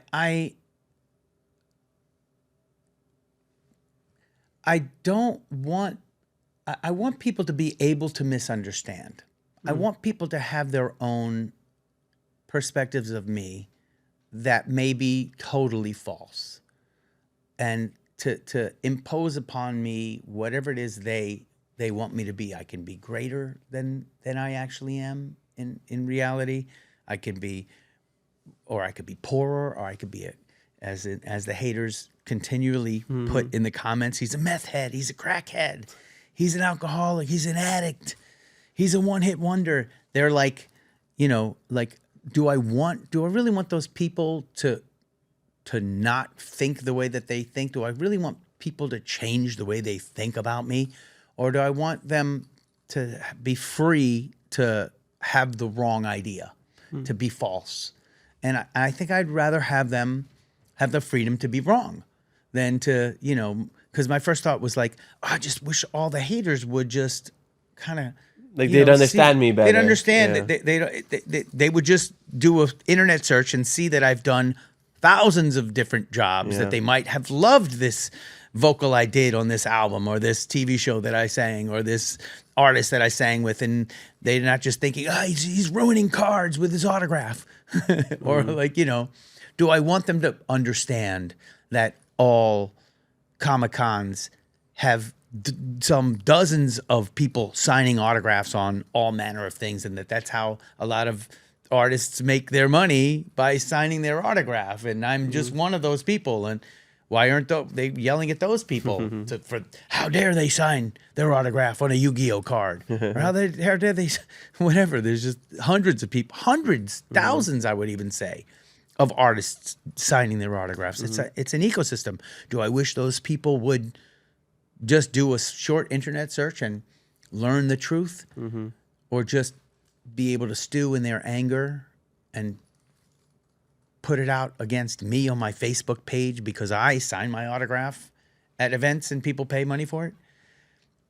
I think I'd rather let them be free without having to change. But it is a dilemma. Do I want people to live in their own falsehoods or not?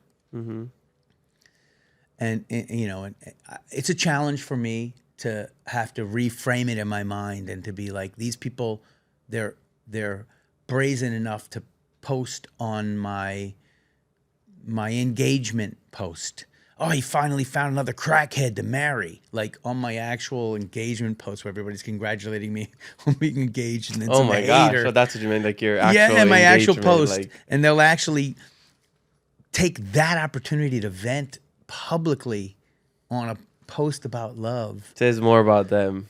Yeah, so like I think it says a lot about them, and I think that, I don't really want them to change their misunderstanding of me. I guess I wish that there wasn't that misunderstanding in the world, but I think that it serves something ultimately for us to be able to, to see that and to be able to improve ourselves by seeing how other people are trapped in some of their anxiety. And it also I kind of think that guy who posted that on my channel, on my personal post,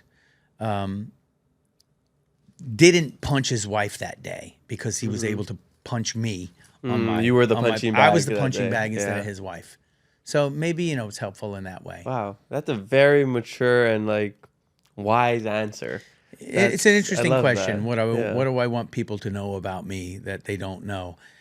Yeah. There's so much, and I'm constantly trying to reveal it on these Yeah. podcasts. And That I love that because I always think about misunderstandings all the time. I think the world is more than half of life's bad things that happen is through misunderstanding, right? Just like it was a miscommunication or a misunderstanding. And for this podcast too, I mean, we've been good, but like there's been stuff in the past where people misunderstood something the guest said or I said or about more of the Hawaiian cultural stuff.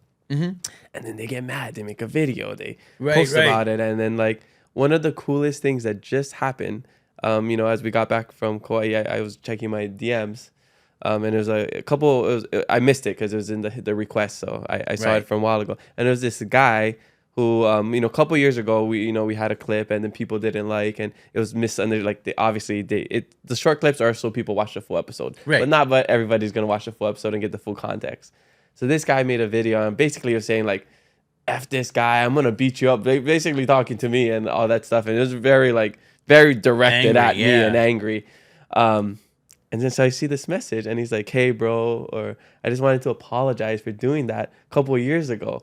Like I was, it triggered something in me, and I always had this identity issue of like, not being born in or not growing up in Hawaii. So like I was just like, something triggered me and it blew a gasket and it lashed out. So I just wanted to apologize. I watched some of your other episodes and I really know what you're trying to do, and I see the perspective that you're sharing and it's really important. And I was like, this is the coolest message ever. I mean, I always thought, like when these happens, like I'm not going to try to explain myself to people who only want to misunderstand me, because what's the point of that? That's just extra energy. Like, if they don't want to take 5 seconds to Google something or watch, the full episode and see a 5-second clip and only judge me based off that, or only judge the guest based off that, then that's on them. And I'm not, no matter what I do, I'm not going to change, and I'm not going to try to defend myself and be like, oh, no, but you actually got to like watch the full thing, or that's not what I meant. And Right. It's like, that's their own journey. Right. And so I think that's kind of what you're saying is thing. What it's like. Maybe that person that, said those things will come back later and be like, I had a bad day that day. Yeah. I wanted to express myself. I saw your post. I might have saw a 30-second clip of somebody catching you on a bad day, and I had the wrong idea of you, or like, I didn't understand that people charge for autographs. And I thought, you charging me for an autograph was an ego thing, or like, this guy only cares about money. Right. But if you watch this whole podcast, you will see you do not just care about money. Come to the concert. Yeah. So I love that you shared that. So yeah, thank you for sharing that. And it's very important. relatable. It's important to try life. to do it, because there's a lot of that out there. And I think the dominant part of our social media experience is the negatives, because the negatives get more views. They're louder, and they get, the algorithm likes to push the negative a little bit more. So I mean, we can benefit from that. Obviously, somebody says something negative, and now there's all these comments, and now you got more views. They're negative, but there's still more views, and that does equal more revenue at some point. Yeah, that's why now I don't care. I'm like, yes, please keep the comments coming. More views. The haters I can buy more Pokemon cards. The haters are blowing it up. Come on, haters. Yeah. That's super cool. And what I say too is like, 95% is positive on social media. The 5% is just really loud. The minority is really loud. So people are gonna see that. And out of that 5%, 0% is in person. I've never had somebody be like, you suck, I hate you. Never. Whatever. Not once in my life that has happened. And maybe it will happen, but until now it hasn't happened. And I'm guessing that's kind of similar to you, right? Yeah. No one's ever done that. Yeah. No one's ever. People are so brave on social media. Yeah, they're so brave. They're keyboard warriors. Yeah, totally. All right, so I know you're in Hawaii for a little bit. Again, shout out to Hawaiian Airlines and Hawaiian Airlines for hooking it up. We got great partners over here on the Keep It Low podcast. So what are you looking forward to doing? And like, what has your experience in Hawaii been? You've only been back here for less than 24 hours. but you've been here before. Yeah, so I yeah. just want to know what your thoughts of the people, the food, the culture. No, when I first got off of the plane in Maui the first time, my dad moved here 25 years ago, more, 30 years ago. And the first time I visited him, I got out of that plane and the air was like this big hug. Like I literally just at the airport, I felt like the whole island just hugged me and embraced me with this warm, rich air and the smell of the and of course the Lays came out and my dad was waiting for me and we drove past the sugar cane and it was just like, oh my God, this is God, this is the highest level of natural beauty that can exist. And the diversity of Maui was just incredible. The different areas and up country and the cold and inside the crater and the lava flows and the road to Hana and the agriculture and the beaches and Kia. It was just, there were so many things that were so great about it. It was overwhelmingly like soothing. My dad lived here and he played music, so he was always performing with different bands and different venues. So I got to see a lot of Maui, and I'd never been to any other islands until Oahu a couple years ago for Hawaii PopCon. And so when I got here, I was expecting the Maui thing, except building traffic. Yeah. And I was like, wow, but it's like the same hug, but New York. What? Yeah. And then of course, you can go around the island, and we found those Maui places, but there's only a couple of them. And I did the helicopter tour here last time I was here, and it was unbelievable because I think it's the best place to do the helicopter tour because you have all of the stuff. You've got the city, you've got the mountains, the rainforest, the jungles, you've got the crops, the pineapples, you've got all the stuff here. In Maui, if you did it, you would just, you just get one thing. Yeah. And I think in Kauai, it's kind of Kauai the is same beautiful thing. with the Napali Coast, but there was a recent helicopter crash. Yeah. Not And, like, helicoptering anymore. Yeah. I tell people there's no way I'm going on a helicopter. If that crash happened, if Kobe Bryant can get taken by a helicopter, any of us can. Nobody's safe. Yeah. It feels a little precarious with that doorless helicopter that I took around, but it was incredible. And that last day was amazing here. And you just went to Kauai, and my dad was saying, when they were in Maui, what did they do? They went to Kauai. That was their vacation. So everybody's always in the Hawaiian Islands. They're going to Kauai for the level up. It's so beautiful. So I was like, oh, I gotta go to Kauai this time. I'm coming, and I was gonna go to Maui and visit everybody. I have a lot of friends on Maui, but I decided to go to Kauai instead because I'd never been there, and super psyched to do that, and level up. Yeah, from totally. what they've got going on in Maui. I mean, I think there's still more Maui for me to get, but in going there, 10 or 15 times over the span of his 20 plus years there, I saw most of the island. I know most of what's going on there, and I needed to experience some other islands. Totally. And the Big Island. That's next. You let us know. That's where my family is. So. And I hear there's really a lot of stuff there. Yeah, totally. If you just want to drive around the whole island, you can experience 10 out of the 13 microclimates in the world. You can go from rainforest to lava to snow to desert to whatever. Yep. Yeah. Maui, but even more. Totally. Yeah. But it's good that you're going to Kauai this time because with the recent floods and everything, there's parts that shouldn't be visited here on Oahu, and they still need some help to recover. And we've been doing our part for my show that's coming up. We're gonna be trying to raise some money to maybe I'll auction off some we'll sign some stuff. We can raise some money for the relief. Definitely, that'd be really cool. Definitely. Yeah. So and that a way to kind of leave your mark and give back to the community. 100%. 100%. Okay. And I'm excited for your Kauai trip. That's gonna be fun. Okay, and then I'm coming back for the 808 collectible show. Oh yeah, Sunday. Well, this is gonna be out after that, but we'll be posting on social media. Yeah, and hopefully, if you're watching this, you're already out at the you you already had a good experience. You already over saw there. me. Yeah, you already saw. It was Thanks amazing. for coming down. Yeah. So yeah, basically, thanks for coming down. All right. So what do you hope people get from watching this episode? I hope they get the keep it aloha message Totally. that you have, and my message as well, because that really is the message of the song. Really, to be the very best, like no one ever was. Your own unique individual characteristics being developed as you can through your relationship to yourself, like no other human being is. You are a unique miracle, and with your own set of miracle value that you can cultivate and share with the world, and that's pretty much it. Like, you know. I think people see your heart. People will see, your the man behind the voice, and I think that's what I'm seeing. Yeah. I mean, that's what we're all trying to do. We're trying to have an impact, and this podcast wants to have that impact too. For sure. And that's hopefully, what people will get. They will be impacted, and then they'll come back and watch the next podcast with the next person and go, wow, and that guy said this and that guy said that, and it just continues to bring people back for more value, and then they become better, and then they go out in the world and give that value to people. Totally. And next time you come, they're gonna be like, "Hey, I saw you on the Keep It Low podcast." That's right.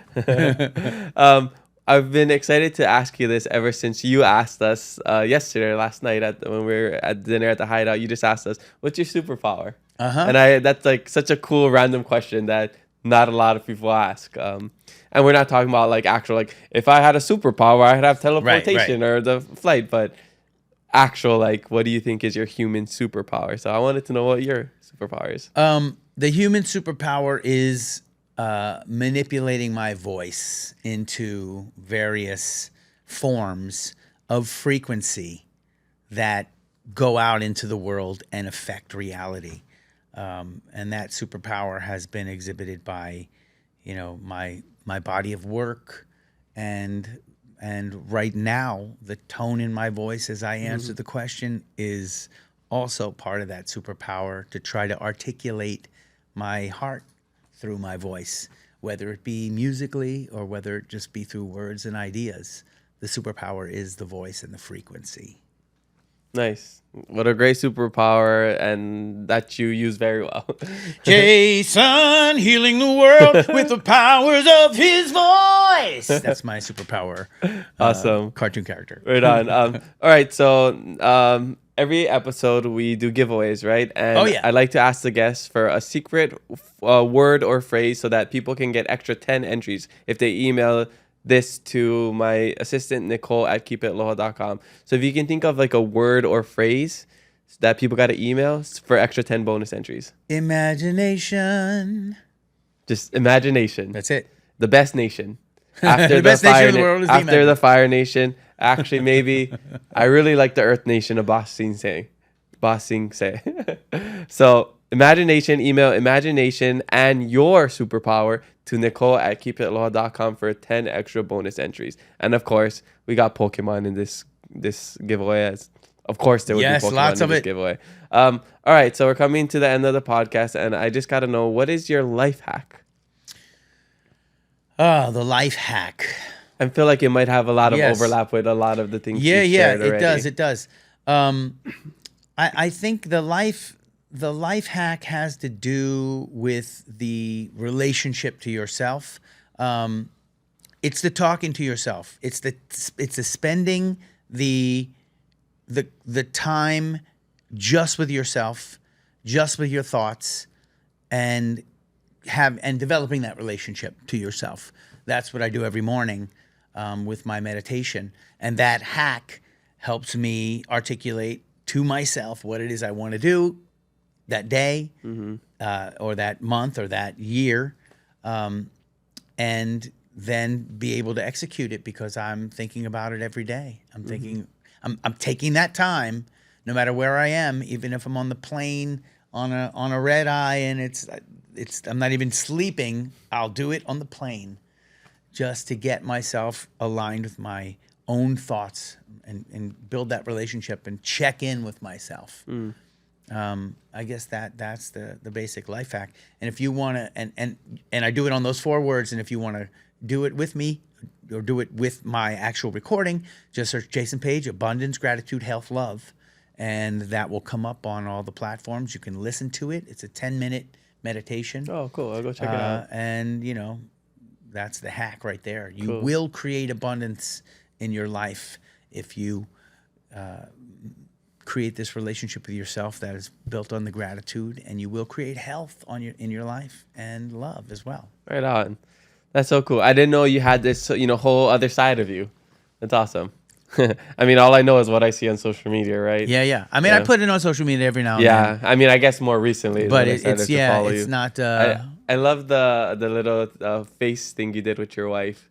When with the Pokémon. Yeah. The Pokémon. If Pokémon had facial augmentations, they need a little bit of this and maybe some lip filler. All right, so I just have my last fast fave 5 questions. These are rapid fire answers, and then we're gonna rip Pokemon and get you to Kauai. Let's do it. All right, so favorite thing about Hawaii? The air, the hug from the air, the warm ocean breeze, warm nature hug.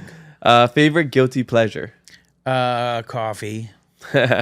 How many cups do you drink a coffee? day? I've been drinking a lot of coffee, but I try to do it with the grass-fed, grass-finished A2 raw milk. Oh. So I get the high nutrient density milk in the coffee. Yeah. A lot of people go over to matcha too. Yes, I was doing matcha for a while. Yeah, that's also another good one. Okay, cool.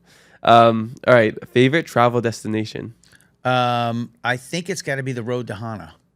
Oh, okay. Nice. Yeah. I mean, out of the entire world, that is the most spectacular physical reality experience I've ever had. Next time you go, you got to play Road to Hana by Iam Tongi.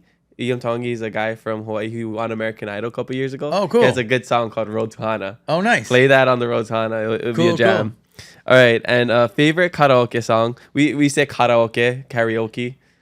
So what is your go-to song? I don't have the favorite. I know you asked me all these favorite things. I have experiences, and usually I do the karaoke challenge, which is I allow somebody in the room to program in the karaoke song that just comes up and I sing it, whatever it is. And even if you don't know it? Even if I don't know it. You just make it up. I make it up. I did it in a Korean karaoke bar in front of a whole bunch of Korean people, which is a weird Korean song. It didn't even have English subtitles. I just made up a fake Korean sounding accent. It was off.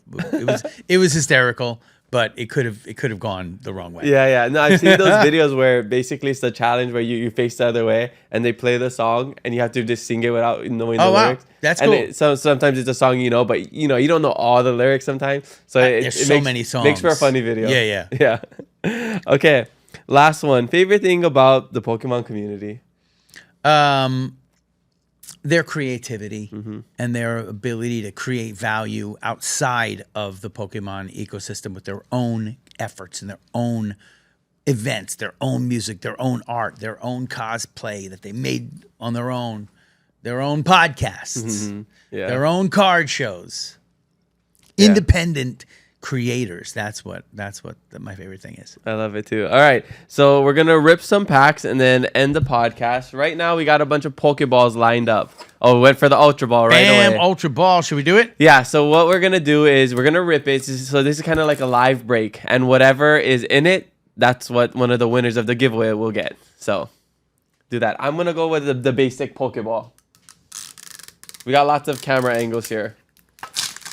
So this is from my own personal collection from Costco. Got a Costco find. And all right, so bam. There we go. So we got 3 in here. Destined rivals. We journey together, and our surging sparks. Surging sparks. Okay. They're all crumpled up. I would say they might actually be damaged. So we got some damaged cards in here. They're good. All right. So we did some before the podcast. So how we do it on the podcast is I like to go first. And then I, of course, guess the energy. So this is for mine. I guess a Pokeball. I'll figure out the placing of the winners, but maybe whoever gets the biggest card will put that for the first place. So I'm gonna guess green. Oh, I was not close. All right, so should I go with the wide angle camera or my own personal camera, Jordan? Wide angle. Okay, cool. We got a new 3 camera setup, so I'm figuring out. Okay, I can see it on the screen. I don't know what I'm getting, but let's see. We're getting to the Come end. on! No hit. All right, so you gotta carry the team for us. All right, we're going for green. Red fire. Fire. All right. And Yeah, we last just card, show it last to card the magic. camera. Yeah. All right, we got a Esper, we got a Shellos, we got a Slack Koth, we got a Owl Azelf, we got a Shinodic, we got a Battery Berry, we got a Magneton, we got a Crackswell, we got a Jasmine's Gaze, and a Landorus Nothing. Okay, nothing about. We're ripping till we hit. So I'm gonna go Destined Rivals next. And this is for the Pokeball. So we gotta get something good for the giveaway. All right, I'm gonna go with Psychic. Oh, Lightning. All right. Okay, let's do a quick reveal. Sorry, I cannot sing like Jason, so I'm just doing this. This is my superpower. Ooh, Nothing. Getting cooked. All right. Hopefully you get something. Water. Yay! Hey, there we go. It's good luck pack. Good luck pack. All right, here we go. Squovet, we got a Railor, we got a Grimer and a Hondo, Energy Recycler and a Merkle, got a Barracuda and a Leaper, got a Electabuzz and a Greedent. Rip till we hit. These are not. All right, I know we're not getting any good luck, all but we usually rip one with the guest, so we got lots of chances in this episode. So we'll get something, and if we need to open more packs, we'll open more That's right. packs. We got more. Yeah. We still got some time before your flight. I'm gonna go with Fire. Oh, Metal. I never guess Metal. Never guess Selling. All right, we got Florida. Let me go fast. Come on. Slow roll. Oh no! Don't tell me we're gonna. Hey, there we go. We got Hops Zacian. What is it? Hops Zacian. Hops Zacian. Oh, this is a cool card. It Wow. is really cool, actually. Oh, I kind of want it, but if we say we're gonna give it away, I'll sleeve it up later. Okay, so this is our top card right now. So we're just going to the first place so far. Oh, I didn't guess it. Oh, it's great. You guessed purple. Yeah, there it is. Purple. Because it was psychic, so you said it to me. I'm psychic, telepathically. Pet Lil Michino, Total Screw, Mr. Mime, Artillery, and a Wheezy, Rough Hand, King Cling Clang. Oh, Reshiram! Oh, and Reshiram. That's a good one. Nice. That's dope. And that's good. a Rumbombi. Cool. Hey, we ended on a hit. Last pack magic. We hit. That's awesome. Super cool. Wow, that's a beautiful card right It there. is a good card. I think in a 10, I think it's like over $100. Yeah. Oh, and we're going to get it signed? No, we're going to sleeve it up. Let's sleeve it. Oh, There you yeah. go. Let's sign him. Yeah. Let's go do this. Cool. And so for the rest of the Pokeball, so we'll give this to the first place winner. And the rest one, it's sealed. But Jason will sign the Pokeball, like on the outside of it. We're going to take off the plastic. So you scalpers out there can't resell it. We're going to open it. So you have to rip it, okay? And please tag us whenever you open it because Kamaka rips, Kamaka doesn't collect. We want to see what you get from ripping these packs, all right? Now those are two beautiful cards that we just got for you guys. Signed by the Jason Paige. Gotta catch them all That's correct. and be the very best. Here, hold it up after you sleeve it. That's cool. Look at that, guys. So beautiful. Right on. Thanks for doing that. All right, so that's basically all we got for you today. Is there anything else you want to share before we wrap up? If not, tell us where we can find you. JasonPage.com has everything on the social media, the store, and where I'm going to be, all the events that I'm going to be at. Check me out on Instagram's my most active platform. But I'm doing stuff on all the platforms. And I just want to say thank you for all the abundance that you've created in your life that you're sharing with me. And thank Hawaiian Airlines and the Lelo Hotel for making it happen too. Yeah. And all the good people of Hawaii that I will be meeting. Yep. Oh, that I already met. That you came already down. met. You Thank guys were all awesome. for coming down. It was You an guys were amazing event. awesome. 10,000 people. It was a 3-hour standing ovation, right? I'm so glad that you guys got down and got your free cards, got the winnings. Right on. And all thank you to all the people that are getting these items for the auction for the money for the flood relief. Totally. Yeah. Very, very important. We'll be working on that, posting that in future episodes, and of course social media. So just stay tuned. But mahalo to you for doing what you do and doing it very well. Thank you, I sir. know we'll connect again in the future now that I'm getting into the Pokemon community. So we'll see if we can get you back on here first class this time. We'll see. I'll do my best. Well, mahalo, Jason, for joining us on the Keep It Aloha podcast. Spread love. Be kind to one another, and mahalo for listening to us today. We have new episodes every Thursday, so make sure you follow us and leave a review. I'm your host, Kamaka, and remember to always keep it aloha. The power that's inside you, yeah.